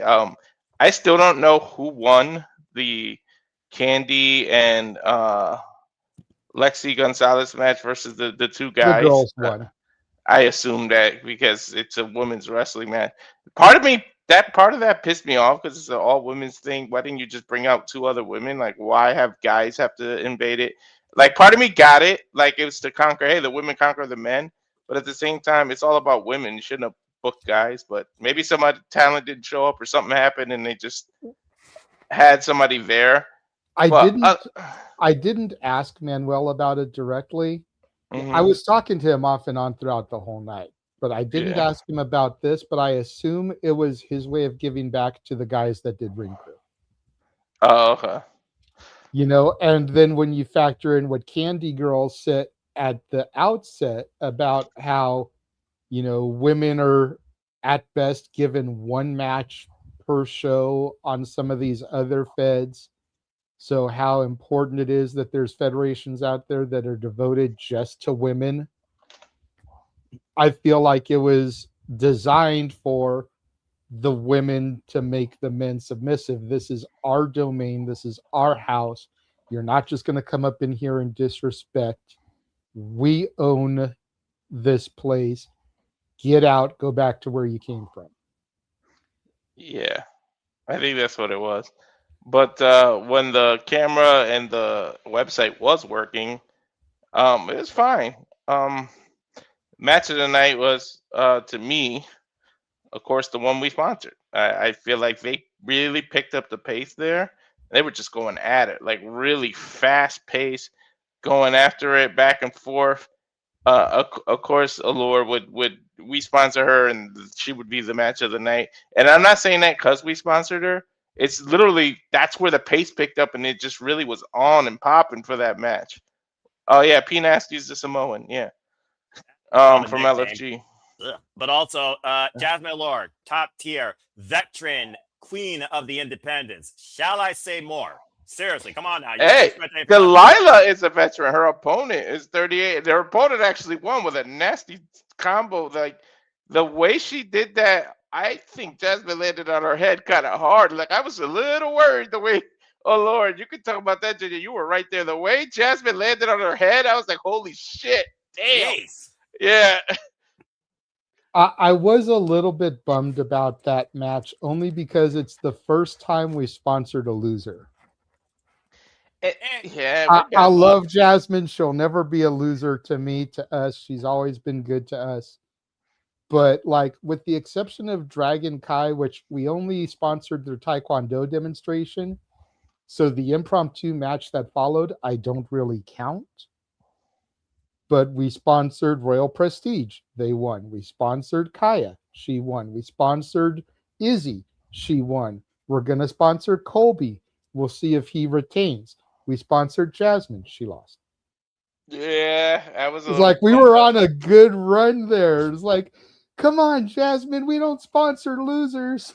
Yeah, streaks are meant to be broken, but you can't argue the caliber of athlete we sponsored. I was a little bummed out, and then I got really happy at the main event. Those ladies, I don't know what the hell that stick was that they were using. I don't know if that was a broken mop handle, a pool stick, but it was like a wooden stick. They're beating the hell out of each other. I liked how everybody was fucking with the crowd too. I think there was a family on one side of the crowd because they specifically kept going to that side of the audience, and I didn't like that because that annoying ass mofo from Vegas was there that annoyed the shit out of us. That you and I both wanted to punch in the goddamn face, but I noticed him right away on camera. I was like, "That's that fucker." But anyways, because he swears he has inside knowledge of stuff. I don't know who the fuck he is from a hole in the wall, but I swear he thinks he has something to do with wrestling. Okay. But anyways, I must say this. I am going to say this with all the love in the world. On the wall. Okay, this dude acts like the preconceived notions were of no DQ back in the Gorilla days. Yeah. Like the way that fans kind of looked at the no DQ guys and the way they talked and were always in the front and had access. this guy acts that way. Mm-mm. And obviously, some of the No DQ crew were fantastic and are family. Others fell by the wayside for reasons. Mm-hmm. But this guy has that arrogance to him. I will say, when they announced the sponsors the 2 times, Mm-hmm. and I kind of raised my hand when they, announced Simply Reliable Studios, I will commend him. He kind of gave like the Great Gatsby drink salute my way, like, good on you for sponsoring, So I'll give him a little bit on that, but yeah. I don't know, dude, just annoying.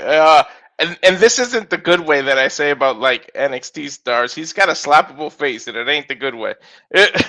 But the main event, the proudest moment is we have a new FWW champ, and we get to interview 2 champs back to back now because Simone won the title. So it's like, holy shit, we get 3 champs in total because we have one half of the GCW tag team champions as well. So that shit hyped me up. But yeah, the show overall was good. It's just the little technical issues they had. But Well, it comes with congratulations. indies. What the hell do you expect? Yeah, exactly. Congrats to Simone. Had to go and update the graphic with her now being the champion, Well, represent. Much like the way that Kai McKenna had to spark Joshi in the Pro Wrestling Symphony Championships. That's a good looking title too, by the way.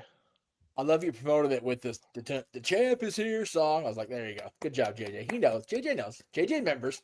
I was trying to think of a good song to put because she debuted a brand new theme song yesterday. Yes. So I knew that wasn't going to be up on Instagram. Yeah. So I'm like, okay, what do I put? I was like, okay, We Are the Champions is a little too played out, too over melodramatic, doesn't really fit her vibe. No. What would fit her vibe? The champ is here. The champ is here. Yeah, that's a vibe of its I own. do like a lot of the music that people came out to. I was like, holy shit. Every time somebody came out, at least one of their songs got stuck in my head. Look, the biggest theme song fail for me. Theme song fail. And it's something that if we can get her to come on the show, I'm going to talk to her about. But Candy Girl. Oh. She did not use New Edition's Candy Girl for her. I said that! He did. He did. Like, I legit, when I saw that there was someone called Candy Girl on the show, I'm like, Candy Girl? That's the I was singing it. I was singing it throughout the whole thing. I was like, why the hell isn't she coming out to that? I'm like, dude, that so should have been her song. And I'm glad she came out. She gave me the opportunity to do all the puns. She was the only one I could fit puns into. Oh my god. Yeah. That's too funny. Yeah, I just and in that match, the Chubin, Showtime Chubin. Yeah. The way he was trying to be, Mr. Arrogant heel, macho man with the girls. I kept fucking with him so bad. I was like, he's just jealous that your tattoos are better than his. Oh, you can hear a lot of shit from the audience. You can hear almost everything they were saying. That the camera picked up a bunch of shit you could hear when they were fucking with the wrestlers. So I'm gonna have to go back and listen because if you heard that, that was me. Well, there you go. And she even looked at me, was like, "Damn right." Mm-hmm. Yeah. Candy Girl may be the Candy Girl, but Lex Gonzalez had the cake. Anyways. Yes, so does Karma. Even Alicia came on the stream and was like, "Damn, Karma looked good." I was like, "Yeah." now you see why I went up to Karma. Yeah. Karma, Simone, referee JC, all coming soon to us. Talked to Candy Girl, talked to Lex, talked to Ari Jade and Alyssa Jade. It's going to be weird having Jades on the show that, are actually pleasant. Right. But that's a whole other story. Jeff's like, check, please. I won't even say anything, but yeah, we got some people told us some shit. about certain people. That's all I'll say. But yeah, it was a fun show. I got there early, just kind of kicking back in the background, nursing a Dr. Pepper, a $5 bottle of Dr. Pepper. Wow, why does that not surprise me? That would have cost about $2.29 at the convenience store. California. At this point, your nickname should be Dr. Pepper or Dr. Thunder Pepper. Okay, so no, I must say this much, and I know you're a gamer too, but this is to try to rope Noah. Noah, if we ever get you to California, we are taking you to this place, bro, because it was called Gamecraft Brewery. And I know you're not a drinker, you're 98% sober, blah, blah, blah. But in the little warehouse where you literally see the tumblers and the bins where the beer is kept and brewed, they have a television with an Atari 2600 setup.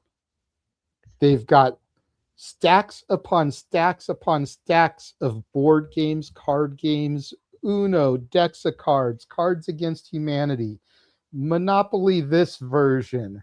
JJ, I want to go with you too. That sounds great. They had those video game consoles that you see at Walmart with multiple video games built in, and Dig Dug and Pac-Man and everything. It's like, I'm not the biggest gamer anymore. Had I been with somebody, had a friend with me, we probably would have been playing some games while we were waiting for everything to begin. But the whole experience was just cool. And then they set the rain up outside. So you get the wrestling, you get all these games. They've got drink specials tied into, the venue and everything. But I could definitely see this as a place that Noah would enjoy, even though he's not a drinker per se. Throw the brewery part away and just focus on the game craft. I think you'd have fun here. As Nick is finally here. Happy birthday to you. Happy birthday. You're too late for that. If you had been here at the outset, we could have done that. JJ. Oh. Thank you very much. This is for autism. I haven't been to Dig Dug since I was a child, and I remember going all the way to round 70 on an old Gateway PC. But it does sound engaging to me, to say the least. If I ever choose to travel out to California, I did say I'm going to finally take a vacation again after 6 years next year. The question is where. So we'll see. So my kind of place. And My I was question telling about the Jeff, venue. hold, Nick, people are talking. Jesus. Adults are talking. And like I was telling Jeff, it's literally down the street from Angel Stadium. So if you want to see an Angels game, Angel Stadium in the parking lot is the Grove of Anaheim, where I've seen UPW shows. Just past Angel Stadium is Staples Center South, or the Honda Center, where the team that used to be owned by Disney, that is no longer owned by Disney, but has 3 movies named after him that were made by Disney that are actually better than the actual team, because the movie version actually won championships and the real version only has 1 championship. Hey, they have multiple division championships. Good Okay, on 'em. JJ. Now, no, JJ, hold on, that Dave. sounds- Hold on, Dave. Okay. Go Because ahead. I feel like I gave him shit about not being here, and now he's here, and I've been a dick to him, cutting him off a couple times because we were still in the flow of conversation. Yeah, Hello, dicks. Nick. Hello, Nick. How are you? I'm good. So the place that you went, it sounds great. Did it have working Wi-Fi? That is something I didn't really look into. Yeah. I did not look into that, but I was asked by one of the ladies who I've reached out to, because we're not getting her in this setting for an interview. No, nay. It'll actually be a sit-down human to human interview. Oh, there it is. And I've been asked about, when the next show will be, and I got to make sure that the venue we do it at has Wi-Fi so that I can, do everything and get a stationary microphone. But Karma is going to actually be an in-person sit-down interview with her and I. Oh, nice. I'll keep you posted on next year, JJ. You got my intrigue, to say the least. Though California wasn't necessarily the first place I was figured out when it came to traveling. Well, I mean, if we can get you down here on a good weekend, we can maybe get 3 shows, that weekend with you. Get a Friday, Saturday, and a Sunday show. And me in 3 different suits. All right, we'll see. I'll think about it. I love you, bro, but depending what time of the year you come down here, do not wear a suit to an independent wrestling show. Yeah, I wasn't thinking about summer. I do not travel during the summer. But this is California. Unless it's raining, it's pretty warm all year long. And then you figure you're stuck inside these little bingo hall gymnasiums most of the time with 150, maybe 200 fat, sweaty basement dwellers. You probably don't want to wear a suit. Well, who's Polo shirt and jeans, business casual. We'll see. But you came at a good time, Nick. Walter and I were talking about last night's show. What do you think of the offering for future of women's wrestling? Technical issues be damned. Because, again, it's independent wrestling, and it was a website we had never used before. But the overall show.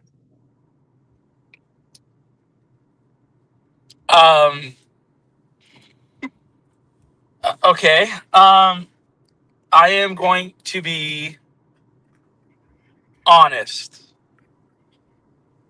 And please, if anybody's watching, don't take this the wrong way. That show was, I did not enjoy it. I think the biggest is like okay, so the women, I can tell that the women worked hard. Everybody, like, they put their all into it. And that's, it was very noticeable, and I commend people for it.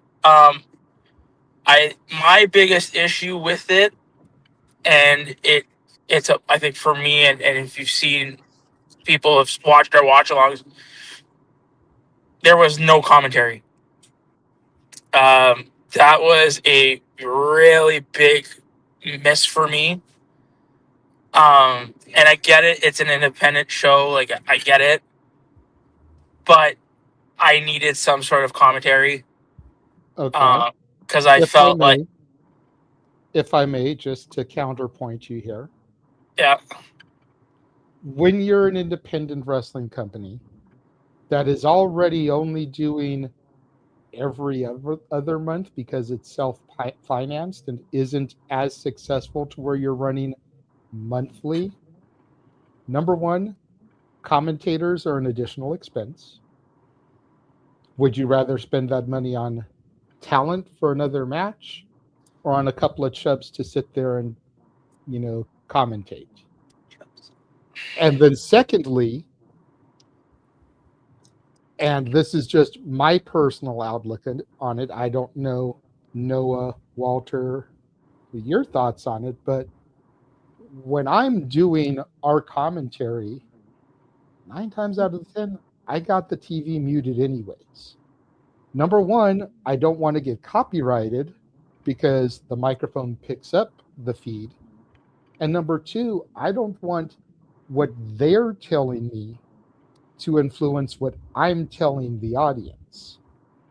The whole point is it's alternative commentary, not me regurgitating what Michael Cole is saying, not me regurgitating what Corey Graves is saying, not me regurgitating what Excalibur is saying. It's alternative commentary.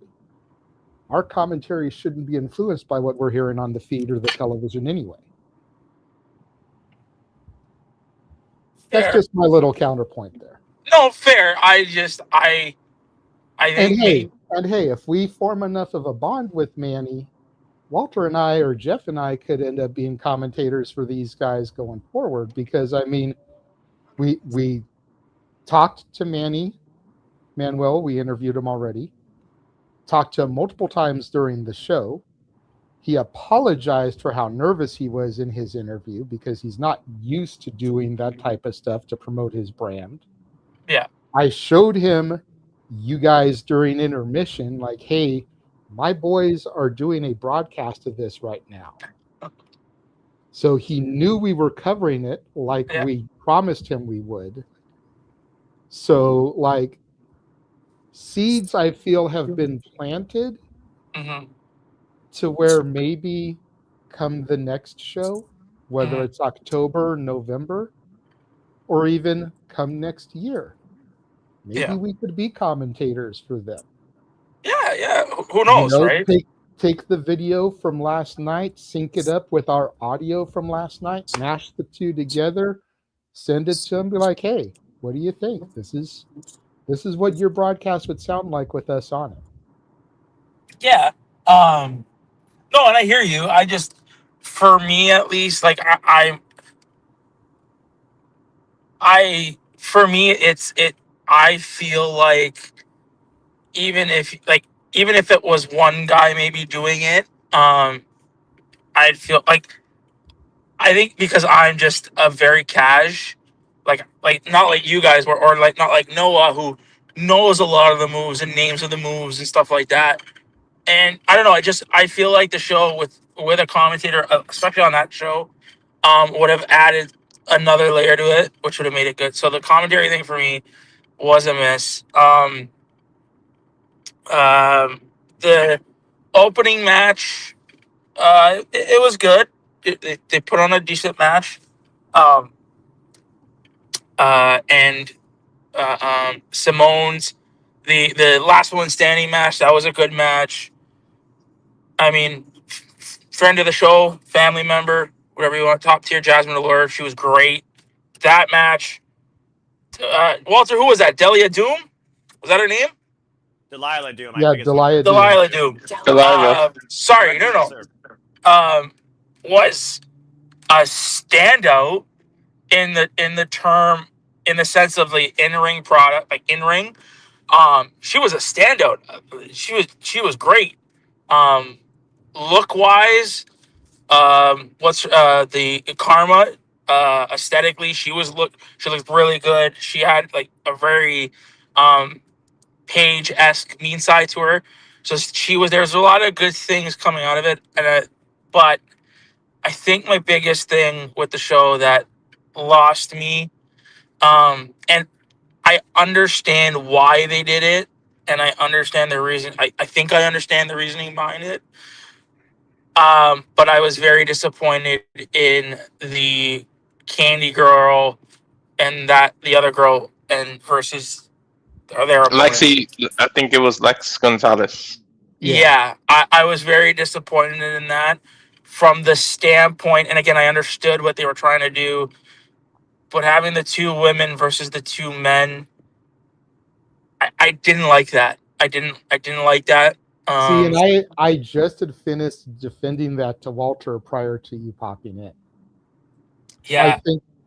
I think it served twofold. Number one, I think it was just Manuel as a thank you to the guys that did ring crew. The three guys in the opening match, the unannounced match, they were all part of the ring crew setting up, and then the two guys in that match were part of the ring crew. All students of the Santino brothers, by the way. So be on the lookout for them, because Santino's has definitely got a track record for delivering top tier talent.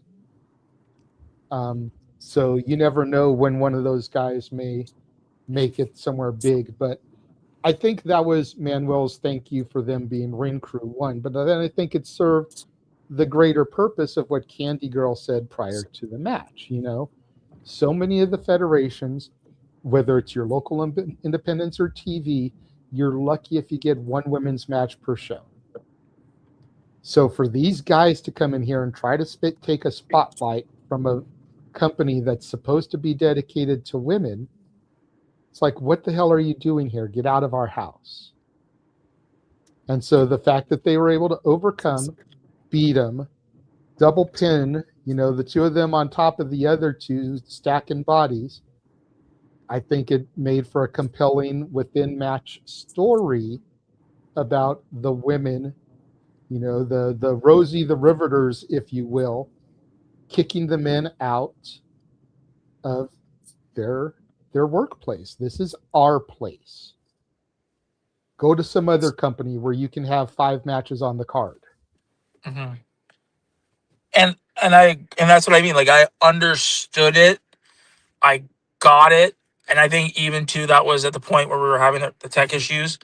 But so There were I understood. definitely light issues there, yeah. Yeah, and I get it. Like, that's what I'm saying. Like, I get the message that they were trying to send. I understand it. It didn't do it for me. It didn't. I'll be honest. It really, it it just didn't sit well with me. It didn't. But other than that, like, the show was good. The women, did their part. They came out. They showed out. There was again a couple of standouts. Definitely wish them well. Going forward. Yeah, it was a show. Okay. I mean, to each their own. Yeah. Not everything is going to hit for everybody, No. And that's the beauty about what we do here, right? Like, yeah, I'll admit that there were matches that delivered better to me than others, but I'd say start to finish, I enjoyed the whole card. The 3 matches that I highlighted in my Instagram reel yesterday, the ones that I was most looking forward to, I think were the 3 best matches on the card. Not just because I was already going in there looking forward to them, but just from a performance and delivery standpoint. Karma's match, Jasmine's match, and Simone's match, I think, were the 3 best matches on the card. Mm-hmm. There was definitely some women that caught my eye for a number of different reasons. No, Noah, not just for pervy reasons, but for performance reasons also. But so I made sure to approach them about possible interviews down the road. But yeah, I mean, I thought it was a solid show. I feel like I'm on one end of the extreme, you're on the other end of the extreme, Nick, and Walter's kind of in the middle. Is that a fair assessment for those of you that have heard the 3 of us discuss it? Yeah, I think so. Yeah, it's I didn't get to watch the whole thing. I was in and out by the time I actually got home to watch it. But yeah, that is, like Nick said, that's the beauty of professional wrestling, and that's that's why doing the watch along. That's why you guys have continued to do the watch alongs. That's why we started doing the watch alongs back when it was the multiverse of media, because there is something in wrestling for everybody. And Jay, you and I have constantly been up the entire wrestling world's ass about it. If you can't find at least one thing in the course of a weekend or a show or whatever, then you might be the problem. Yeah. And I mean, I feel that's a risk that you run for an all-women's promotion from the jump. And let me preface this. This is no disrespect intended to any woman wrestler out there, because Jeff and I have been advocates for women's wrestling for 15 years as a pair, Jeff going back even longer. I know Noah's a huge advocate for women's wrestling, so don't take this the wrong way. Any women that we've had on the show, that may be coming on the show, that are watching right now, that are driving cars, with Nick in the passenger seat, because we don't want Nick to get wrecked for hearing this. But when you run a federation that is all women, you're gonna get that stigma attached to it. Almost you're not good enough to get booked on other shows, so you had to form your own company so you can get a spotlight. Because, to Candy Girl's point, a lot of companies give 1, maybe if you're lucky, 2 matches to women. That's why intergender is such a big thing on the indies. That's why Candice and Joey had to have fucking guerrilla warfare matches where Candice comes out bloody as hell because you weren't even getting a women's match on PWG back in those days. She had to wrestle intergender just to get a spot on the card. And I still will talk shit about that bitch, but that's a whole other story. Yeah. But but you're gonna get. No, I was just gonna say it's one of those. It's the reason why we do this, because things hit differently, and for the people like I want to say, because I don't want it to come off as me just bitching. People that are people, if people have watched this for so long, you would know that I am, even if AEW is my promotion, I'll call it out. Like I'm not going to sugarcoat things. If I don't like something, I will tell you I don't like something. So it's not me being, hopefully, like anybody that from that show that is watching us now, I want you to know that it's not the fact, I'm not trying to be critical of the show. It's just these are things to me that didn't work for me. But if you watch it back, if you watch our commentary and you watch our watch along, Walter had a good time with it. If you watch back, Walter had a good time, and I'm pretty sure that he liked the show. For me, it just I'm not trying to say to anybody that I could do a better job or anything like that. It's just, again, it was a show that didn't hit for me. It wasn't your bag, baby. No, it wasn't, dude. And again, I hate, we've had, like you guys said, you guys interviewed the president of the company just last week, right? So again, I'm going to tell you my honest opinion, and if you don't like it, then I'm sorry. But that is my honesty with it, right? I just don't want people to think that I'm just shitting on it for the sake of shitting on it, because I'm not. Because again, I can tell you that if this was an AEW thing, Lord knows I'd fucking rip it. You know what I mean? So hopefully they do a better job next time, the next show. Definitely have to clean up the tech issues, because those were pretty bad, I think, in my opinion. Walter, is your battery low? So Walter mentioned that when we started talking about the show. Let Nick ask you flat out. You watch this show without the tech issues, and again, it's hard probably to imagine because it was tech issue riddled. But if you were to go back and see that card without the tech issues, do the tech issues take you out of it enough? No, even if there weren't the tech issues, okay, I'd still feel the same. Okay. If I was getting, if even if the tech issues weren't there, like the tech issues definitely pulled me out a little bit. Yeah.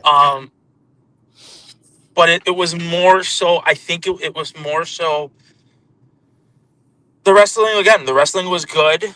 I don't take bumps. I am not somebody that's ever going to take a bump. So for me to criticize somebody that does it, we give people shit for that all the time. Sure. But I will say, there were things that I'm not looking for TV, and I said this to Walter. Wasn't looking for TV quality-esque fucking performances in chain wrestling. But I was expecting, a decent job, and the women did put on a decent job.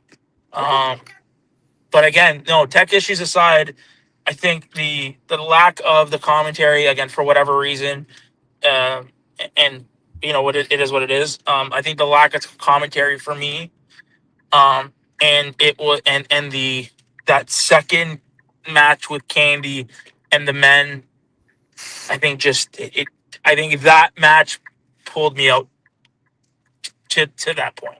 Okay, fair enough, man. I think that match pulled you out because we didn't get to see who won because of the technical difficulty. I don't think No, but Walter, you heard me. I was bitching about the men in it too, right? Again, I understood what they were going for. I understand what they were going with. I didn't like it. I did not like it at all. Yeah, but tell the folks you weren't here when we said it. But what was I singing the whole time Candy Girl was out? That's too funny. I don't remember. What were you singing? I forgot. The new edition Candy Girl song, and then JJ yeah, did this that's shit. JJ did this shit when he came out. He said, "How did they miss the chance of not making her come out to that?" I was like, "Dude, that's what I said." Dude, some of the music they were Bad using was miss. crazy. I was like, holy shit. That's a bad miss. Yeah. But anyways, I love you guys. If you guys are on in a bit, I will come back on, but I have to skedaddle. And I'll talk to you guys in a bit. But she did. She came out to Maniac because she was like this fitness. She reminded me of like Suzanne Summers when she was selling the Thigh Master. You guys remember? That's what God damn it. Delilah came out Agent to. us on the goddamn show today. Christ That's what almighty. Delilah came out to, Maniac, and she was dressed like that. That fitness, like I don't know. I meant to say Delilah, not Candy Girl, but she reminded me of like Suzanne Summers. Or he kept saying Richard Simmons, but I'm like, dude, she's a woman. Say Suzanne Summers. I think it was Suzanne Summers with the Thigh Master. It was. That's back in way my day. Dude, she had the fitness. Is that what she reminded you of, JJ Delilah?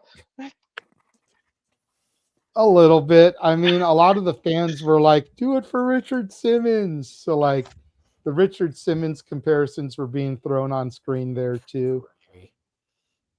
Yeah, her coming out to Maniac from Flashdance popped me. I'm not gonna lie. Well, yeah. But I still feel like she kind of reminds me of Gabby Forza's older sister. Fuck. Just facially No, yeah. and everything. Like if you look at her physically, she looks like she could be Gabby's older sister. 100%. And it's funny because Walter was like, now that you said it, I can't unsee it. No. That's the worst part because our brains do that and it's not right. Oh Lord, that's too funny. But yeah, I mean, I thought it was a really solid show. I told Manuel that I'll definitely, I don't know if I'll be there for the Dream Slam show next month because that's like their partner, that's their brother brand, if you will. Yeah. They're the sister brand to it. Yeah, I like that. That's good. That's why the title is called FWW/. Yeah. So I don't know if I'll be going to that one next month, but I did tell Manuel that I'll be there for the next FWW show. Hell, he even had put out a call like the day prior, like, anybody want to be the ring announcer? Shit. I almost messaged him. Right? Dude, I would have done it if I was out in SoCal. I mean, I don't have the attire for it. Right. You know, I don't have like the suit or anything, which is the only reason why I didn't. Yeah. But like, I thought about it. Hell, Emo doesn't wear a suit when he announces for GCW. There's a big difference between a company called The Last Outlaws and a company of women. True. You want to look good when you're around women like that. Mm-hmm. Fair. Very fair. Well, that basically takes care of that. Oh. Noah has dipped. He did. He said that he had to take off, get ready for the watch along, which doesn't start for another 45 minutes. But that's okay. We will take the opportunity to run the trailer one more time, then we'll come back and we'll start getting into the shills. Get out of here. And now for a taste of things to come.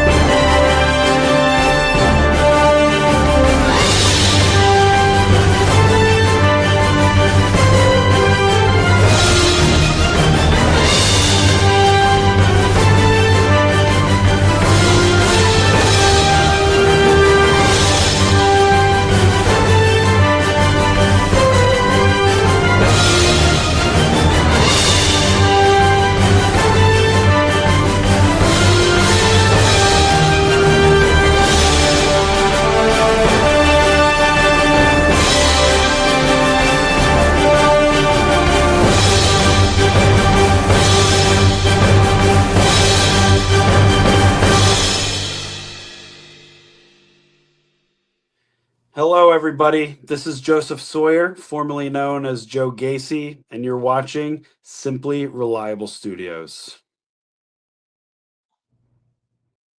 All the professional wrestling and more.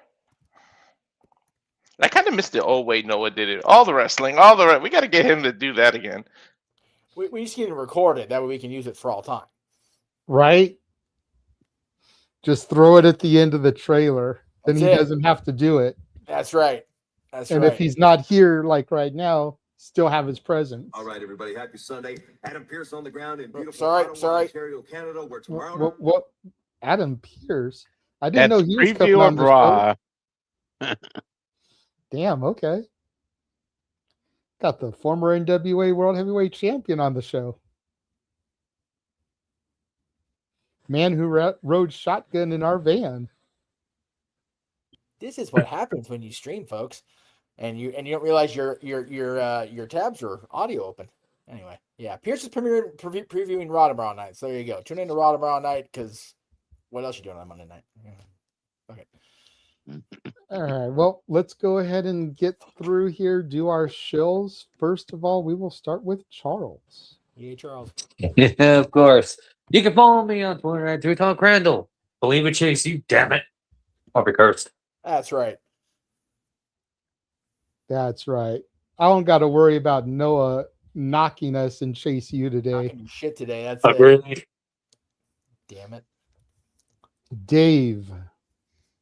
Thank you. Remember, thanks, JJ. We all mentioned Becky earlier and no DQ.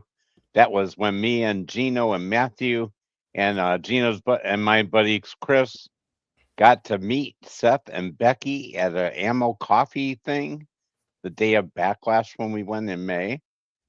When I got to meet Matthew for the first time, I had just met Gino prior to that. It was a great time, and Becky's a sweetheart, and I made Seth smile when he was pissed off that day. By just saying the best thing was I loved when he debuted with the Shield. He loved it. He said, "Thanks, Dave."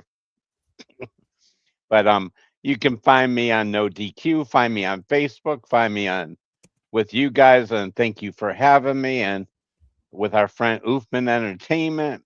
Thanks to Aaron again, as JJ mentioned in the beginning. Aaron brought us all together, and it's been a pleasure meeting you, gentlemen, and hope to meet you all in person at one point. JJ, you mentioned you were talking to Noah. I'm as much about game shows and games as he is. You mentioned Atari 2600. It was my first system. Dig Dug, I used to play in the old arcades when I was a teenager. And if I'm ever out in California, I'd love to see that place. I'd love it. We have Dave and Buster's out here, and I even liked going there with my son when he was younger. It makes me feel like a kid again, because as you get older, you get younger. So we get more like kids as we get older, because now people have to take care of us. You'll learn that when we get to be even older than I am now.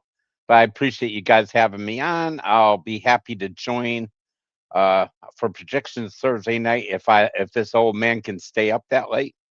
So thank you again, guys. Absolutely, Dave. You're a welcome addition to the brand and to the Shenanigans.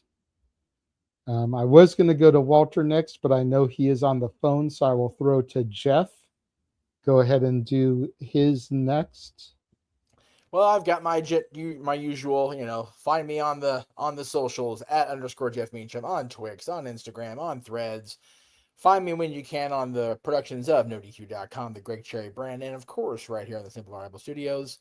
Also, I mentioned Bound for Glory weekend, Bound for Glory / Money in the Bank weekend. The following weekend, right here in Anaheim, California, cheap McFoley pop. My buddies Paradise Kitty are going to be on the bill with Slaughter and Quiet Riot out here at, JJ mentioned it, the Grove of Anaheim. So come on out and support Paradise Kitty. Support, if you're a fan of Slaughter, if you're a fan of Quiet Riot, if you're a fan of Guns N' Roses music, come on out to the Grove. I'll be there for sure. It's looking like I'm going to have family there with me, depending on travel and whatnot. So hopefully we can get as many people out there as we can. The kitties very rarely perform together in SoCal, especially as local as they are to me right now. And Ariel, my buddy Ariel, is going to be on the bill with Paradise Kitty. So I am so stoked for October, man. We've got Money in the Bank. We've got Bound for Glory. We've got this show. The following weekend, I'll be in Arizona for the premiere of The Last Nightmare Part 2 from my buddy Braden Timmons. The final chapter of the Halloween H2O saga that he's cultivated the last few years. So, man, and of course, Halloween itself. So, October is going to be a fun month, and I'm looking. You know, the old song from back in the XMV days was "Wake Me Up When September Ends," because that's when XMV came back. It was the end of September of 2005. I can deal with September just going by really quick this year because it's going to suck. I'm not going to lie. So, give me to October, baby. I mean, September isn't going to suck for a wrestling level because there's so many shows that I'm eyeing going to, money permitting, you know, with House of Glory, GCW, Santino Brothers, you know. So. And to be fair, it's going to suck in the travel and lack of revenue front, but I'm going to be able to hopefully be a part of a lot of good calls. You know, Triple Mania is in September. Sunday night's main event is in September. All Out. All Out. The same day as whatever show AAA is running that day. And Heat Wave, I think. Heat Wave, yeah. Oh, no. Heat Wave is on the 30th next Sunday. Okay. Which, as of now, I'm working for the mouse. I'm trying to not be. But well, I know that there's like AAA, NXT, and is it that on All In weekend? That's All In. That's All In day. Next Sunday. My bad. I thought it was All Out. Okay. No, All Out is just being counter-programmed by NXT, which, excuse me, by AAA in the same city, down the street from All In. Oh, Worlds Collide. That's what that one is. Because, you know, Paul's not petty or anything. But anyway, yeah. But yeah, next Sunday, if I'm not obligated to the mouse, I am down to be part of the calls for AAA, which they're called. They actually named it Heat Wave in Spanish. I forget the actual Ola del.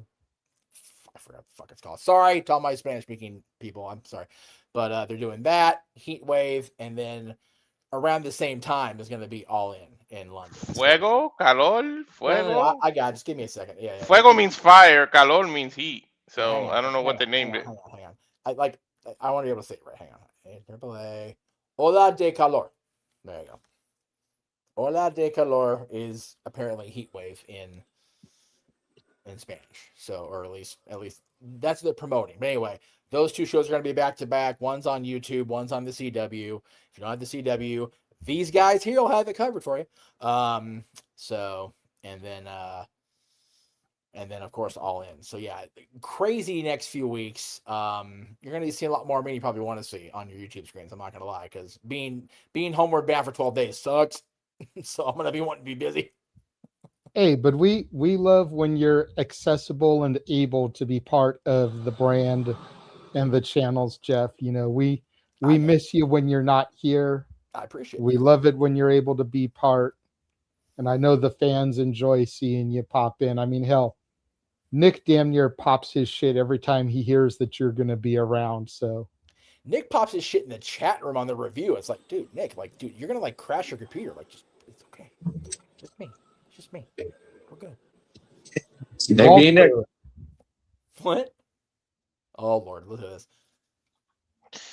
We gotta update this graphic. At Rage of Wrestling is the YouTube channel. Walter.Cruz940 is the Instagram, and Twitter, of course, as many of you are actually watching on the Twitter one. Walter Alex Cruz. If you can click on over to the YouTube, takes a couple of seconds. Just hit subscribe, and then you go right back on next. Just hit the subscription button and the bell for notifications. That's right. Like and subscribe. That's the big thing there. Where did the thing go? There it is.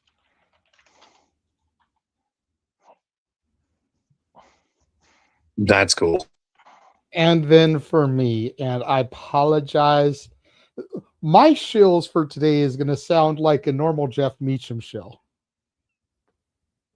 Because I got a lot of stuff to dive into. So first and foremost, you can find me on the Yes. Instagram at the Renegade J.J. Williams. Of course, on YouTube, Casa D18 Studios, the X, Casa D18 Studio, no S at the end. Make sure you're following the Simply Reliable Studios on the X at SR Studios 2024. And without Noah here to shit on it, is that not just a lovely group of men and women, Chase University brothers and sisters? And dolls. Hey, Chucky. I don't know if I would call Chucky a doll. I've seen what Chucky can do. Don't tempt fate. But what a collection of alumni there. With the turncoat Ridge Holland too. That's right. You know that he won a championship as part of Chase University. So I gotta will say, Halloween time has started at Disney. Do not invoke the power of Chucky right now. It's already Halloween time. Do not fucks with Charles Lee Ray. Okay, just don't. No me chingas. Okay, I'm just saying. Walter knows. And then No ending. go back in the archives, check out our interview with Manuel Fabian, president of Future of Women's Wrestling. You know, we already touched on Manuel saying that he apologized for the interview and how nervous he was. We will go ahead and acknowledge it wasn't our greatest interview that we've done as a result of the nervousness, but it was still a fun conversation with a man who's passionate about promoting women's wrestling and getting to pick his brain, especially about why he set up some of the matches he had set up for the show that we just called and attended. Was very cool. Next week kicks off 6 interviews in about 2.5 weeks, 3 weeks. Next week, we will be featuring the GCW Young Lions. Tuesday, August 25th, Junie Underwood is going to step into the stream for some shenanigans. Thursday, August 27th, Sturdy Sal Mastretta is going to be stepping into the stream for some shenanigans.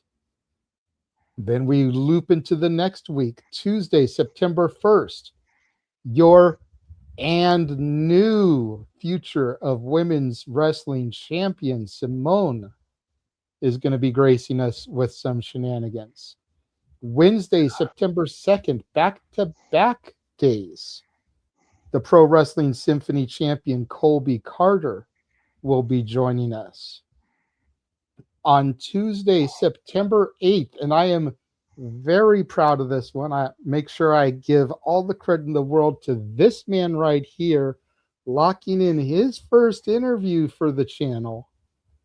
One half of the and new Game Changer Wrestling Tag Team Champions, Sam Stackhouse, is going to be with us. Then on Thursday, September 10th, our very first Zebra, referee JC, will be joining us for some shenanigans. And then I teased an announcement for today. Let's go to that beautiful bean footage. Hi JJ, happy birthday. This is your girl Ronnie West, and I'm here to tell you that I'm excited to join Simply Reliable Studios for some shenanigans. So, yay. Happy birthday. A woman who I got to know as the woman who descended from heaven to raise hell, Fallen Gray, who in March of this year was ID'd and then evolved into Veronica Haven, who left the ID program at the end of July and has now rebranded herself as Ronnie West, will be joining us for some shenanigans. I am down to join her for shenanigans. My goodness. We saw her at some event because I remember saying, "How the hell is she gonna get in the ring with those wings?" And then she did it, and you and I just looked at each other like, "Holy shit!" She was part of the ID showcase, and then she was part of Ladies Night Out, the show right after in Vegas. Okay, I remember. Yeah, I love Ronnie. She's awesome. Yeah, I became a huge fan of hers and ironically, it was October of last year at Future of Women's Wrestling where I saw her the first time. Oh, And just hearing the way she was announced, descending from heaven to raise hell, there was something about that stuck with me. I thought that was a great catchphrase, especially with the wings and everything. I'm like, yes, that. And then sure enough, a few months later, she's ID'd. Mhm. Couple weeks later, we're seeing her in Vegas as an ID'd talent. Didn't last long though. End of July, she departed the WWE ID system. And we'll see where she goes, but she'll be talking to us September 15th.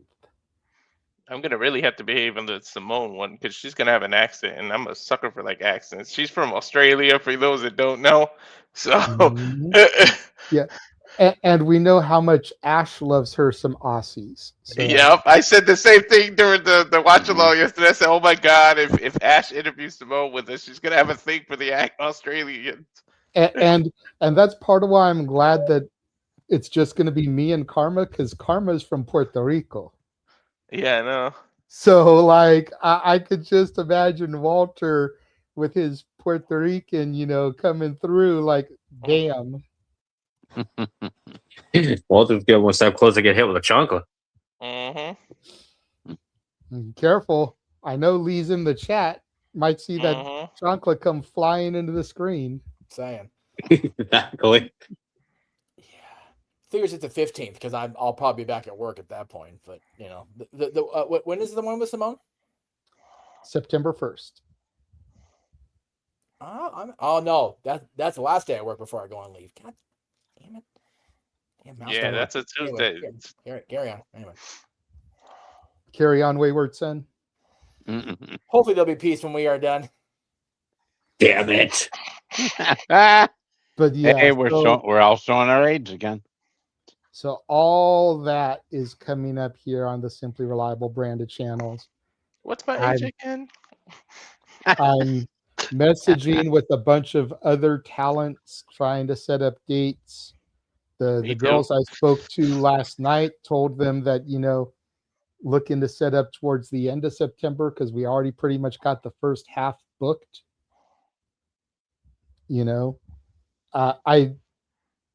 don't know. I feel like a couple of them, their eyes kind of popped when they heard that because it showed that we're kind of in demand. Yeah. The fact that our first half of September is already booked up. Shout out again to Simone for the picture post show and for telling everybody that it was my birthday, because she knew through our communications that yesterday was my birthday. I was kind of putting it over to the fans and everybody in attendance. Shout out to Ronnie for sending me that video to promote. That's the first time we've gotten a video to promote an appearance. We usually get them to do their little show after the interview.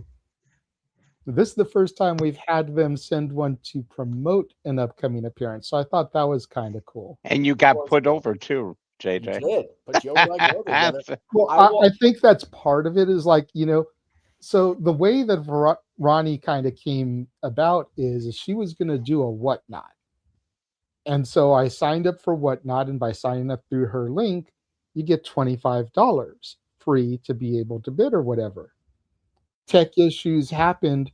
So her whatnot ended up getting shut down. So she posted some stuff on her IG reel. And I responded to one of the things because she was trying to clear out some of her Fallen Gray stuff so she can get Ronnie West merch made. So I asked her about a couple of their shirts and she replied right back to me. And, so we're starting to correspond based off of that. And then I was like, by the way, I emailed you previously about a potential interview. So she read the email, and then we started talking about that. So everything just kind of spiraled from a botched whatnot sale because of technical difficulties. And then, setting up the date, her knowing that my birthday was this weekend, would she be willing to send a video wishing happy birthday and announce the interview?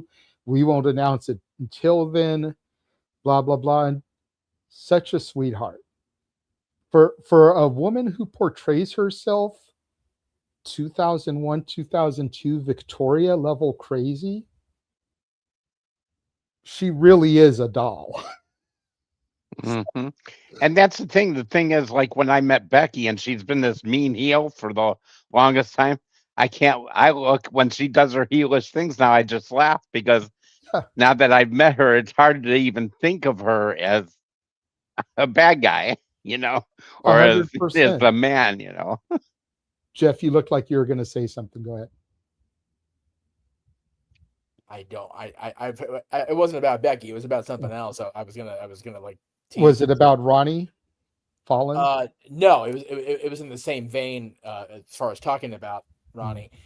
Hopefully next weekend, even though I won't be around for the watch-alongs because I'll be working for the Mouse the day before. I don't work for the Mouse, but I will be at a venue where we'll hopefully get at least a promo, if not a full interview, with a former multi-time world heavyweight champion. I am working hard on that one, so we'll see how it pans out. But nice. I have a comp from the venue the venue owner for the event, and it's a matter of just interaction with the former champ. So we'll see how it plays out. But I'm hoping. Sounds good.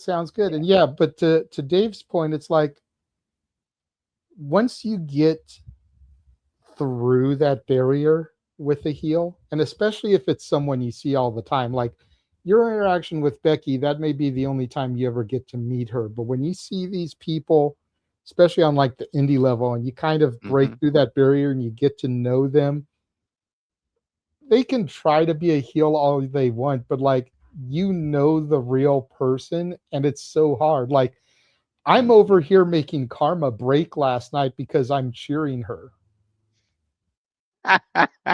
Simone, I'm, the match hasn't started yet. Walter, I don't know if you heard this part. Let me know if you did.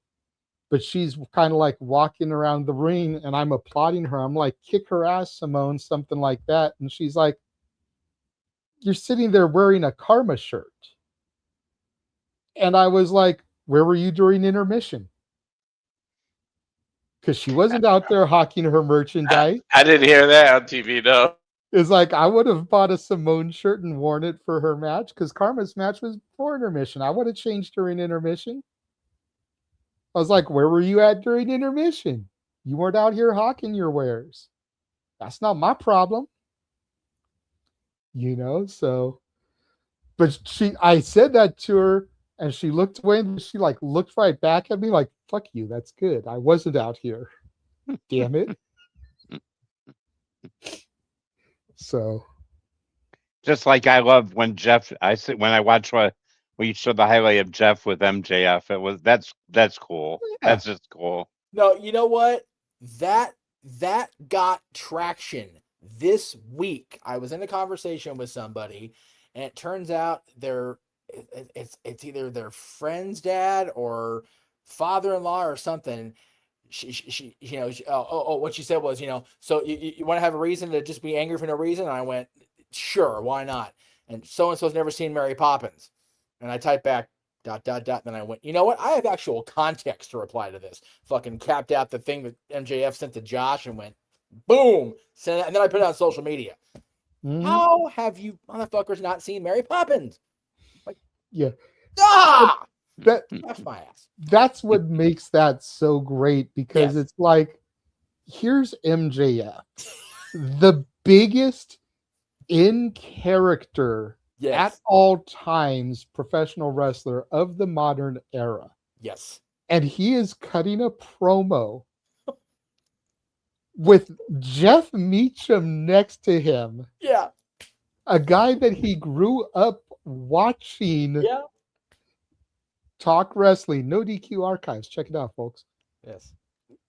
But he's cutting this promo and he's not talking about Darby Allin. He's not talking about, insert wrestler here. He does get a fuck Jay White season at the very end, but because fuck he's Jay White. Cutting this promo about being compared to Dave Meltzer and not having seen Mary Poppins. Yeah.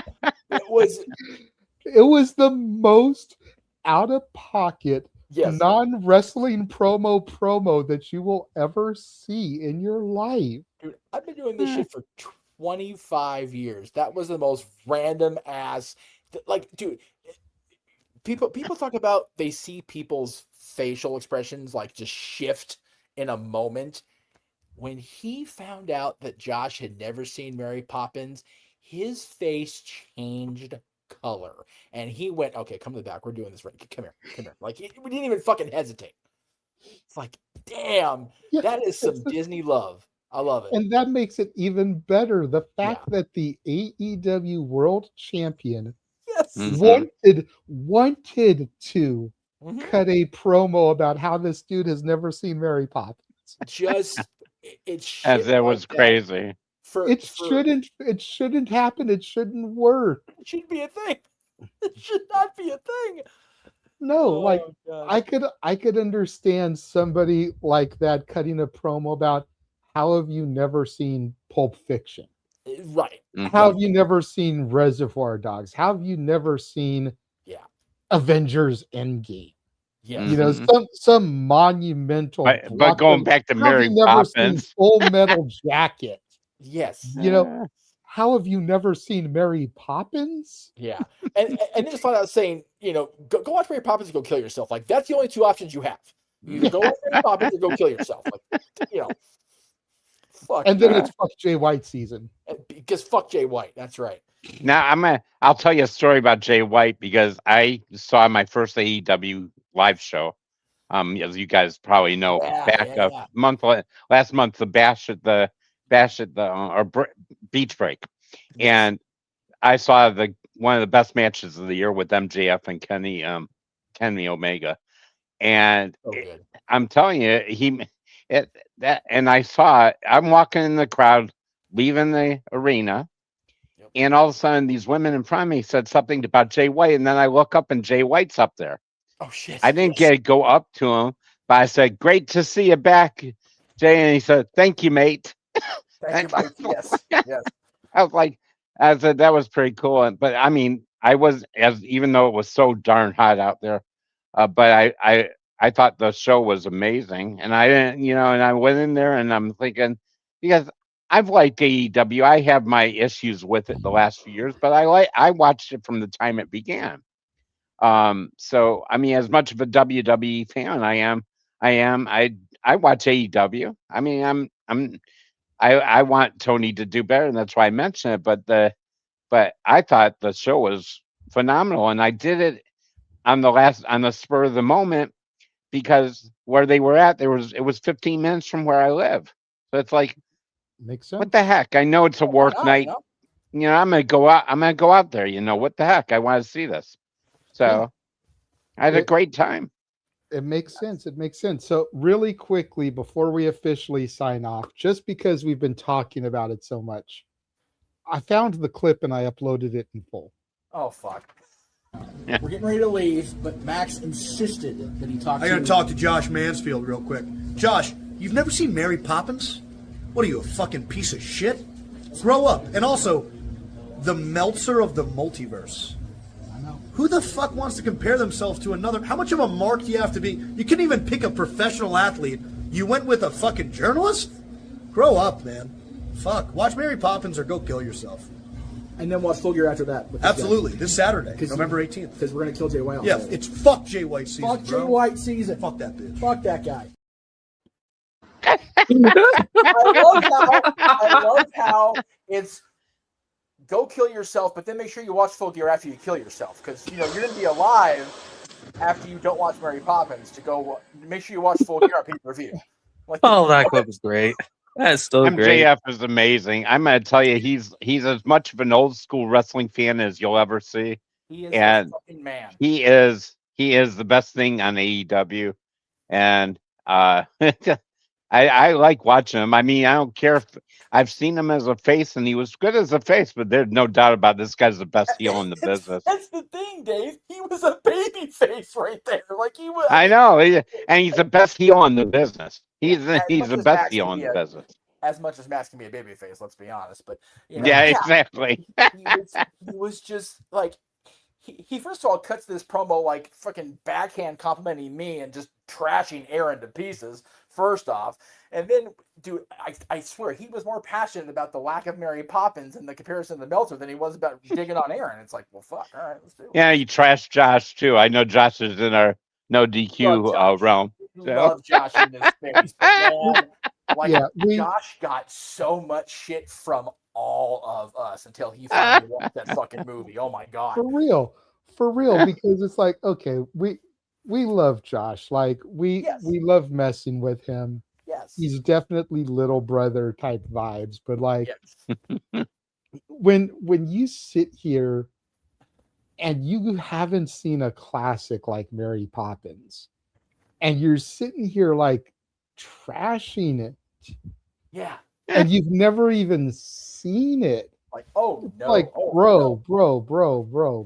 no. No, You're no, home, no. bro.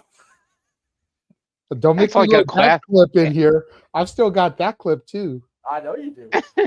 I mean, it was made before I was born, but that was a classic I watched from the time I was little. I mean, it's a classic. Is talking grab on a movie that you never even see. That was a thing. It was. Let's just added like an extra half hour to the end. We were shilling, and now we're fucking going out for another. I gotta be out the door in 10 minutes. I told Jay Hard out. Now we're like, fuck. We're just gonna rehash No, on Mansfield crap again. We're done. We're done. But, Anyway, but yeah, So- I love it. I hope that the venue that produced that clip produces a similar opportunity when I'm there next Saturday. uh-huh. There's the hint for you. If you know where I was, then you know who I'm going to see. Don't know. Uh-huh. You can figure it out next in 2 weeks on Shenanigans when I hopefully have the clip. We'll see. So until then, until we grace your screens next, whether it's for Simply Predicting, whether it's for our interview with Junie Underwood, whether it's for a simple session, whether it's for any of our watch long coverages, for Charles, for Dave, for Noah, for Walter, for Jeff Meacham, I am the Renegade of Wrestling, J.J. Williams, saying thank you all for joining us and tuning in tonight, and we will catch you guys next time. I'll watch